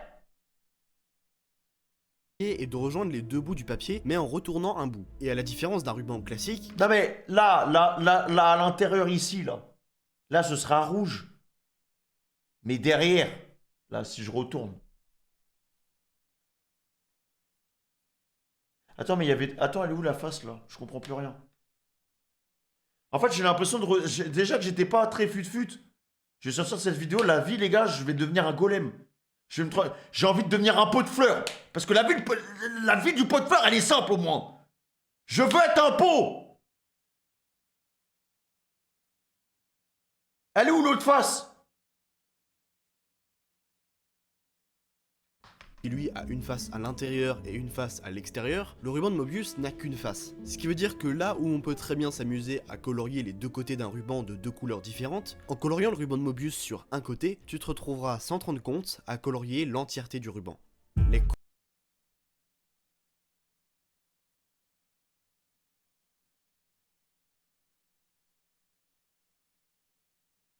courbe remplissante. Un objet en une dimension, c'est une ligne dont la largeur est nulle. La seule chose qu'on connaît de cette ligne, c'est sa longueur. Donc on pourrait se dire T'as que... pas un ruban pour tester? Vous avez cru qu'on était dans la petite... dans la prairie, là, je sais pas quoi, la petite ferme, là? J'ai pas de ruban, vous baladez avec des rubans sur vous? Non mais désolé, les gars, vous avez des rubans... Non mais il y a moyen de me dépanner d'un ruban ou pas? Bah non, vous avez pas de ruban! une ligne dont la largeur est nulle. La seule chose qu'on connaît de cette ligne, c'est sa longueur. Donc on pourrait se dire que même en ayant plein de lignes en une dimension, on pourra jamais remplir une surface en deux dimensions comme un carré par exemple. Après tout, 0 fois l'infini, ça fait toujours 0, non? Et ben pourtant, c'est exactement ça les courbes remplissantes. Des courbes qui, même si elles n'ont pas de largeur, peuvent en se combinant créer une surface. La première courbe remplissante qui a été trouvée a été celle de Peano. Et à l'époque, elle a vraiment bouleversé les mathématiciens. Car le fait de pouvoir remplir entièrement un carré qui lui a une largeur, avec des objets qui n'en ont pas, ça défie vraiment la logique humaine. L'éponge de Menger. Prenez un carré, coupez-le pour avoir un quadrillage de 3 par 3, puis enlevez le carré du milieu. Maintenant, coupez à nouveau chacun des carrés restants pour avoir un quadrillage 3 par 3, et répétez l'opération jusqu'à l'infini. Vous venez d'obtenir le tapis de Sierpinski. Vous pouvez remarquer que plus on répète l'opération, plus la surface du grand carré va diminuer. Donc, en répétant l'opération à l'infini, la surface tend vers 0. Mais pas vraiment non plus, parce que quoi qu'il arrive, les contours des grands carrés resteront, donc le carré ne sera jamais totalement vide. Vous l'avez peut-être deviné, on obtient encore une fractale. Et comme les objets qu'on a vus tout à l'heure, cette fractale possède une dimension qui lui est propre, équivaut à environ 1,89. Essayons maintenant de généraliser le tapis de Sierpinski dans une troisième dimension, avec un cube. On enlève d'abord le cube du milieu, puis en répétant l'opération, C'est magnifique par contre, on hein. trouve très logiquement avec quelque chose de semblable au tapis de Sierpinski mais en 3D, l'éponge de Menger, dont la dimension fractale On dirait un cube dans Minecraft. vaut environ Oui, je suis désolé, tous les mathématiciens qui doivent se retourner, frérot, à chaque fois que je lâche quelque chose. Mais c'est un humain. C'est un humain qui regarde cette vidéo. C'est un humain. Celui qui allait à l'école, comme tout le monde. Qui a fait les mêmes études que tout le monde. 2,73. Je suis monsieur tout le monde au final. Faudra quand même qu'on m'explique la ressemblance entre ça et une éponge. Ces mathématiciens qui ont mal fini. Les maths Alors, il ose nous dire, faudrait trouver la ressemblance entre ça et une éponge. Mais est-ce que tu peux prouver? Est-ce que tu peux prouver que l'éponge de Menger n'est pas une éponge? Est-ce que tu as des preuves factuelles, hein, en utilisant toutes les constances que tu connais dans ton petit cerveau pour prouver que cette éponge n'est pas une éponge? Tu ne peux pas. Voilà, tu ne peux pas. Tu ne peux pas. qu'on m'explique la ressemblance entre ça et une éponge. Ces mathématiciens qui ont mal fini. Les maths, c'est cool, sauf quand ça rend schizophrène. Pas ma meilleure phrase d'accroche. John Nash a été un grand mathématicien du XXe siècle dont les découvertes ont renversé la théorie des jeux, Merci, Jean-Paul. la sociologie et l'économie, où il a reçu un prix Nobel. Il a notamment donné son nom à l'équilibre de Nash en théorie des jeux, dont l'histoire est racontée dans le film Un homme d'exception, que je vous recommande d'aller voir si vous l'avez pas déjà vu. Malheureusement, John Nash a souffert une grande partie de sa vie de schizophrénie paranoïde. Il croyait fermement être en contact avec des extraterrestres, avec des gens venus d'autres dimensions, et pensait recevoir des messages codés d'agents secrets. Ces délires alimentaient sa paranoïa, ce qui le rendait méfiant avec son entourage. Il pensait que certaines Et si il disait la vérité? Ah, parce que c'est trop extravagant, on considère qu'il est fou. Pourtant, on peut pas prouver que ce qu'il dit, c'est faux. Donc même les matheux, vous êtes même pas fidèles à vos principes. personnes conspiraient contre lui, ce qui le plongeait dans un isolement encore plus profond. Ses relations personnelles en ont énormément souffert. Ces crises l'ont poussé à se retirer de la société, perdre sa femme avec laquelle il était marié, et perdre ses collègues et ses amis. C'est à cette époque que Personne sa l'a carrière cru. académique a été totalement arrêtée, car il ne pouvait plus se concentrer sur ses recherches en mathématiques. Et en même temps, il a dû endurer le lourd traitement de l'époque utilisé pour traiter les troubles mentaux, qui impliquaient des thérapies par électrochoc et Oula. de lourds médicaments antipsychotiques. Ah oui, Ces tout ça. traitements ont eu des effets secondaires importants, comme une altération de ses capacités mentales et une perte de créativité considérable. Heureusement, il a quand même fini par retrouver un état de santé mentale stable, toujours avec des visions, mais il était désormais capable de les contrôler. Il a pu renouer ses Contrôler ses visions. relations amicales et amoureuses et a pu reprendre ses recherches en mathématiques et a finalement obtenu son prix Nobel, accompagné de la femme qu'il aimait. Ah oui, belle histoire en vrai. Mathématicien allemand né en 1845 et connu pour être le pionnier de la théorie des ensembles, Cantor a eu une vie des plus difficiles. L'une de ses grandes découvertes de l'époque a été de prouver qu'il existait des infinis de tailles différentes, ce qui était une avancée démentielle en maths, et pourtant elle fut très mal reçue par la communauté mathématique. Des grands noms des maths comme Leopold Kronecker, un de ses anciens professeurs, Kronecker se sont acharnés contre lui, disant que ses idées n'avaient aucun sens et ont tout fait pour bloquer sa carrière. En plus de sa lutte pour faire accepter ses théories, il a aussi eu des problèmes de santé mentale, souvent décrits comme des dépressions nerveuses sévères. Il a fait plusieurs séjours en hôpital psychiatrique et en est même parfois arrivé Voilà, c'est sombre ce qui se passe là. à douter de ses propres travaux, ne reconnaissant plus le vrai du faux. Cantor a également manqué Mais je pense que c'est au bout d'un moment, tu vas tellement loin dans la science, dans les maths, tout ça, que tu sais plus quitter. Tu te perds dans les chiffres, tu te perds dans les calculs, dans les courbes, dans les équations, dans les fonctions, et tu sais plus quitter. Parce que je pense qu'il y a une limite à pas franchir dans les maths. Si tu franchis cette limite, tu perds ton humanité. Les chiffres peuvent déshumaniser un homme. d'argent malgré ses efforts pour améliorer sa situation professionnelle. Et le Mais rendre tout fou. ça ne l'a conduit qu'à des périodes de grande détresse psychologique. Cantor est mort en 1918 dans un hôpital psychiatrique sans avoir pu être reconnu ni récompensé. Malgré ça, aujourd'hui, il est largement reconnu dans la liste des plus grands mathématiciens du monde et on lui doit des avancées majeures qui s'étendent dans des domaines variés. Ah, mais Évariste les photos font peur, hein. Galois était au 19e siècle un jeune mathématicien prodigieux. Même très jeune, puisqu'à seulement 20 ans, il réalise déjà des travaux sur la théorie des groupes et des équations algébriques d'une très grande complexité. Son problème, c'est qu'il était plus bon en maths qu'en français, donc quand il passa le concours pour rentrer à X Polytechnique à Paris, ses idées novatrices étaient d'une grande richesse, mais pas vraiment compréhensibles par ses examinateurs, ce qui lui valut d'échouer à 2 fois le concours. Galois était aussi engagé en politique, ce qui lui valut de multiples emprisonnements, mais le pire reste à venir. Un jour, Galois se fit convoqué en duel dans la rue par un homme dont la femme avait des liaisons secrètes avec lui et se fit abattre d'une balle. Ah merde! La veille du duel, il jeta toutes ses idées révolutionnaires sur une lettre destinée à ses amis, comme s'il savait que sa fin était proche. Gallois est mort sans n'avoir jamais vraiment été reconnu de son Attends, mais c'est super triste. Il s'est fait éteindre comme ça. vivant, mais aujourd'hui son nom est gravé à jamais dans l'histoire des maths. Oh bah c'est ça de fou là. Après la Première Guerre mondiale, dans une période de l'histoire où chaque branche des maths était dispersée et enseignait selon sa manière, l'enseignement en maths était chaotique. Alors, un homme va apparaître comme le sauveur, le génie qui va réorganiser la manière dont les maths étaient enseignées, un mystérieux Nicolas Bourbaki. Mystérieux parce que personne ne l'a jamais vu, et ça pour une raison très simple, il n'existe pas. Après avoir cherché partout dans les documents, on n'a trouvé aucune trace d'un Nicolas Bourbaki. Et on Bizarre, a dû bizarre. se rendre à l'évidence, ce mathématicien n'en est pas un. En fait, après la Première Guerre mondiale, un groupe d'étudiants à l'ENS va se réunir sous le nom de Nicolas Bourbaki, en faisant passer leurs découvertes pour les découvertes d'un mathématicien inconnu au bataillon. Ça leur évitait de se faire repérer, parce que oui, un groupe de jeunes étudiants qui révolutionnent les maths, ça aurait très certainement pas plu à l'époque. On aurait pu croire qu'ils voulaient profiter de la situation intellectuelle pour dépasser leurs prédécesseurs, La Dream et Team. réussir à tout prix. Donc ils ont préféré faire dans l'anonymat le plus total. Parfois, les maths peuvent faire peur. 4ème dimension, mon dieu. Les dimensions difficiles à se représenter, on l'a vu avec les dimensions d'Hausdorff, ça existe. Et pas qu'avec les dimensions intermédiaires, hein. Un exemple bien plus connu, c'est évidemment celui de la 4ème dimension. Un concept aussi impossible à concevoir en maths qu'en physique. Pourtant, les maths l'ont fait, ou pour être plus exact, Alicia Boole l'a fait. Comment envisager une 4ème dimension ? C'est exactement ce à quoi a consacré sa vie Alicia Boole. Pour ça, il a déjà fallu comprendre comment les dimensions qu'on connaît sont faites. Tout commence avec la première dimension, juste une ligne. En combinant les lignes, on obtient un carré, on passe alors en 2ème dimension, et en combinant les carrés, on arrive au cube et à la 3ème dimension, celle qu'on connaît. Puis en combinant les cubes, on obtient l'équivalent du cube dans la 4ème dimension, appelé hypercube ou tesseract. Le problème, c'est que nous, on peut pas se représenter la 4ème dimension. Donc si on dessine le patron d'un hypercube, on se retrouvera avec ça. Évidemment, on comprend pas bien cette forme, mais c'est le mieux qu'on peut avoir, donc on va s'en contenter. Et le travail d'Alicia Boole ne s'est pas arrêté au cube, car de la même manière qu'on a des polygones et des polyèdres réguliers pour les 2ème et 3ème dimensions, comme le triangle et la pyramide, il est très logiquement possible de donner un équivalent des polygones et des polyèdres en 4ème dimension. Mais d'ailleurs, d'où ils viennent ces polygones et polyèdres réguliers? Tous ces noms nous viennent d'un homme que vous connaissez bien, Aristote. En fait, tout revient à la base. Tout revient à l'essence même des maths. Aristote, il était là dès le départ, lui. Hein. Ah, Aristote. Quel personnage, hein. Un grand philosophe, disciple de Platon, qui a été à l'origine de nombreux concepts spirituels, mais en maths, il était, on pourrait dire, un peu moins doué. Et ce qui est embêtant avec Aristote, c'est que vu que ce qu'il disait en philosophie était véridiquement intéressant, et qu'il était respecté par tout le monde, et ben ce qu'il disait en maths, tout le monde le croyait aussi, même si des fois... Ah, c'était un escroc? Ah bah, je sens que mes futurs enfants, si j'en ai, je les mettrai pas à l'école, hein.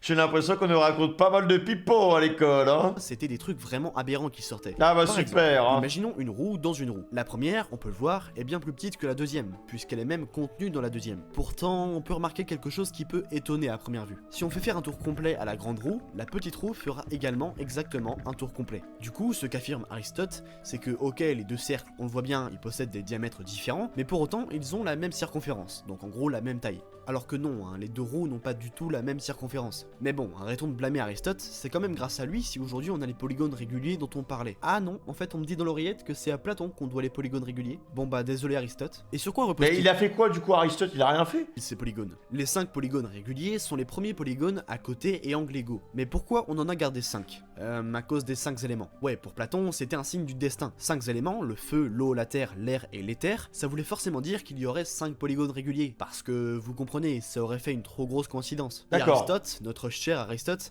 va même reprendre le concept des 5 polygones réguliers pour donner les 5 sens. Car oui, en vérité, on a bien plus que 5 sens. Mais Aristote disait... Non, ça sera 5 parce que 5 éléments et 5 polygones réguliers. Enfin bref, pour revenir à Alicia Boole, ce qui est très dommage, c'est qu'elle a jamais pu avoir accès aux écoles qu'elle méritait, à des contacts mathématiciens ou autre chose. Pourtant, elle a fait des découvertes incroyables. Et le pire, c'est que vu qu'elle avait accès à aucune institution mathématique, car c'était une femme, elle savait pas que ce sur quoi elle a travaillé durant toute sa vie avait en fait déjà été fait par un homme, 30 ans plus tôt, dans une publication détaillée de 240 pages. Ce qui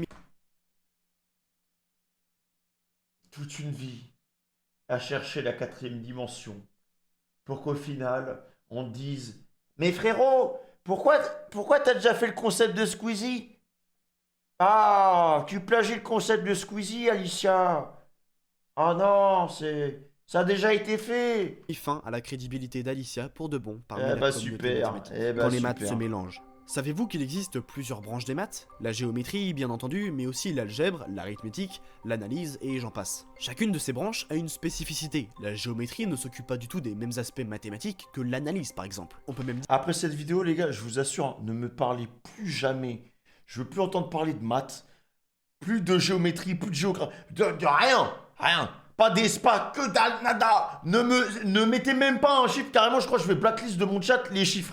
qu'ils n'ont rien à voir. Alors, Si vous avez des pseudos avec des chiffres dedans, je vous banne def. Donc, vous pouvez encore vous renommer. Maintenant, je veux que des noms entiers, pas de chiffres. Je suis devenu raciste des chiffres avec cette vidéo, frère. Ah ouais, non, j'ai plus de cerveau, là. Enlevez vos... Déjà, tous les kékés qui ont mis leur département dans leur pseudo, c'est une dinguerie de faire ça. Vous avez 3 ans, genre? Genre, Liam 36. Francisco 93. KHT 1900. Tu viens d'y passer, KHT, c'est ça? Ça vous coûte quoi de mettre juste votre blaze? Tu t'appelles Nina, pourquoi Nina 972? C'est pour représenter mes racines. Rien à foutre de tes racines, Nina. Tu peux pas juste t'appeler Nina? Bah ouais. Jojo 91, c'est nul. C'est des pseudos qui sont nuls. Raphaël 0780, vous, c'est nul à chier. C'est nul à chier, vous avez... Non mais c'est dans le doute ou si j'oublie d'où je viens. On va pas oublier avec ça. On va pas oublier. C'est sûr qu'on n'oubliera pas. Il m'a dit c'est esthétique. Gaster F4. C'est quoi, tu veux démarrer un V12? Tu démarres une Lambo? C'est Gaster F4. Votre mécano près de chez vous qui pourra réparer. Non mais... Non, désolé pour la session van. Mais la vidéo, elle m'a fait trop de dégâts. Il reste combien de temps? Il reste 1 minute. Putain. T'es pas le mieux placé? Y a pas de chiffre. Y a pas de chiffre dans mon blaze. Y a pas de chiffre dans mon pseudo. Voilà. Tranche MVP. En fait, qui n'a pas de chiffre? C'est tous ceux qui n'ont pas de chiffre. Je pense que je vais vous offrir un sub. Enfin, quelqu'un va charger de vous offrir un sub. Younes, 09. Et même toi, carrément, t'as oublié. Ben, il y en a quand même pas mal, vous avez pas de chiffres, hein. Et ben, tous ceux qui ont pas de chiffres, et ben, écoutez, qu'on les régale et qu'on leur offre des subs, les gars. Allez-y, offrez des subs aux gens qui ont pas de chiffres, parce que tous ceux qui ont un chiffre, et ben, on vous met de côté. Et oui, c'est pas bien.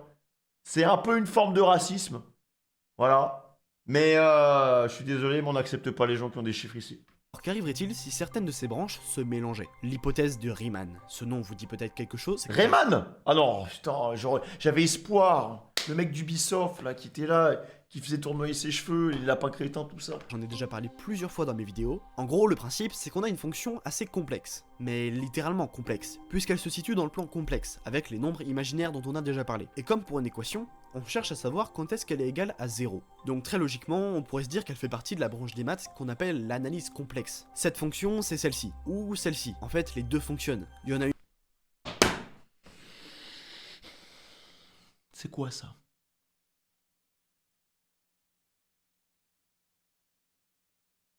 C'est quoi? Je vois la formule, je ressens de la peur. Le problème qui me dit c'est une équation, t'es con. Je vais lui montrer c'est quoi de la connerie.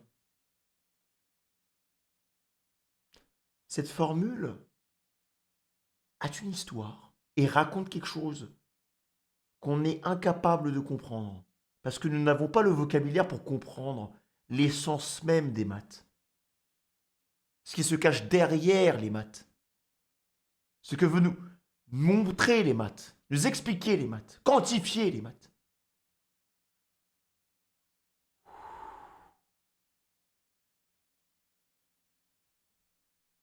Une qui est sous forme de somme et l'autre qui est sous forme de produit. À première vue, on s'en fout un peu d'en avoir deux, puisque les deux marchent. Sauf que si on regarde un peu mieux la deuxième formule, on peut s'apercevoir d'un truc. On a des nombres premiers, les briques élémentaires des maths, qui ne sont divisibles que par 1 et eux-mêmes. Et ça, c'est assez perturbant, car normalement, on retrouve jamais des nombres premiers dans des fonctions, puisqu'en fait, les nombres premiers, ça appartient à la branche de l'arithmétique. Et on voit pas du tout pourquoi ils apparaissent ici. Depuis Euclide, on sait qu'il existe une infinité de nombres premiers, mais on connaît quand même pas leur répartition exacte. En gros, on n'a pas de formule pour calculer tous les nombres premiers jusqu'à l'infini. Et ce qui est intéressant, c'est que justement, l'hypothèse de Riemann, c'est un problème irrésolu, exactement comme la répartition des nombres premiers. Trouver la réponse à l'hypothèse de Riemann pourrait donc nous donner la répartition exacte des nombres premiers. Autrement dit, parce que je vois que vous réalisez pas très bien, ça pourrait nous permettre de bien mieux communiquer dans l'espace, prévoir la météo, innover dans la musique, jouer à des jeux très puissants sur des grippins, déchiffrer toutes les cartes bancaires du monde, et même trouver les remèdes contre toutes les maladies existantes. Donc, qu'est-ce que je suis là, stream? Non mais là, faut la trouver tout de suite, là, la réponse. Les viewers, vous vous démerdez, vous trouvez un moyen. Mais on peut sauver le monde entier avec cette formule. On peut sauver tous les humains et tous les êtres vivants avec ça. Donc vous vous mettez au travail. C'est quoi le zigouigoui là devant là? En fait, il faudrait déjà essayer de la décanter, la décortiquer plutôt. Pour essayer de comprendre ce qu'elle veut qu'on calcule. Bah, ce sera pas pour tout de suite. Mais je vous laisse travailler là-dessus, à méditer, à méditer. Et vous me donnez la réponse hein, après. communiquer dans l'espace, prévoir la météo, innover dans la musique, jouer à des jeux très puissants sur des grippins, déchiffrer toutes les cartes bancaires du monde et même trouver les remèdes contre toutes les maladies existantes. Donc si après ça vous me dites encore que les maths ça sert à rien, je saurais plus quoi vous dire. Alors, ça sert pour tout. Mais là, cette vidéo m'a certifié vraiment à quel point les mathématiciens, vous êtes des personnes exceptionnelles. Franchement, merci d'exister. Vous êtes dans votre propre monde. Et je pense que tout le monde n'a pas forcément les capacités de comprendre votre monde. Mais avec du travail et un peu d'envie, un jour, je serai capable de vous comprendre. Et je me rends compte que les maths qu'on vous a appris au collège ou au lycée, mais en fait, c'est 0,01% en fait. C'est 0,1% de l'amas de formules, de théories, de théorèmes, d'hypothèses. Mais ce que je retiens, c'est que Pythagore, qui a certainement été l'homme qui m'a le plus représenté en mathématiques, était un escroc. Et à partir de là, tout le château de cartes s'effondre. Pythagore a volé son théorème parce qu'il avait plus de buzz. C'est comme si je reprenais un concept de Byline, mais que ça marchait mieux pour moi. Et que je disais, mais c'est mon concept, alors que c'est Byline qui l'a fait. Et ben voilà, c'est comme Shakira, elle a fait Waka Waka pour la Coupe du Monde en Afrique du Sud. Mais est-ce que vous saviez qu'elle a racheté les droits de Waka Waka à un groupe qui avait déjà fait Waka Waka? Waka Waka, c'est pas Shakira qui l'a inventé, c'est ce groupe-là. Vu qu'elle avait plus de buzz, au final, est-ce qu'on peut dire que Shakira nous a fait une Pythagore? Oui, on retrouve du Pythagore un peu partout dans nos vies. Tu peux te faire passer pour n'importe qui, tant que tu sais parler correctement.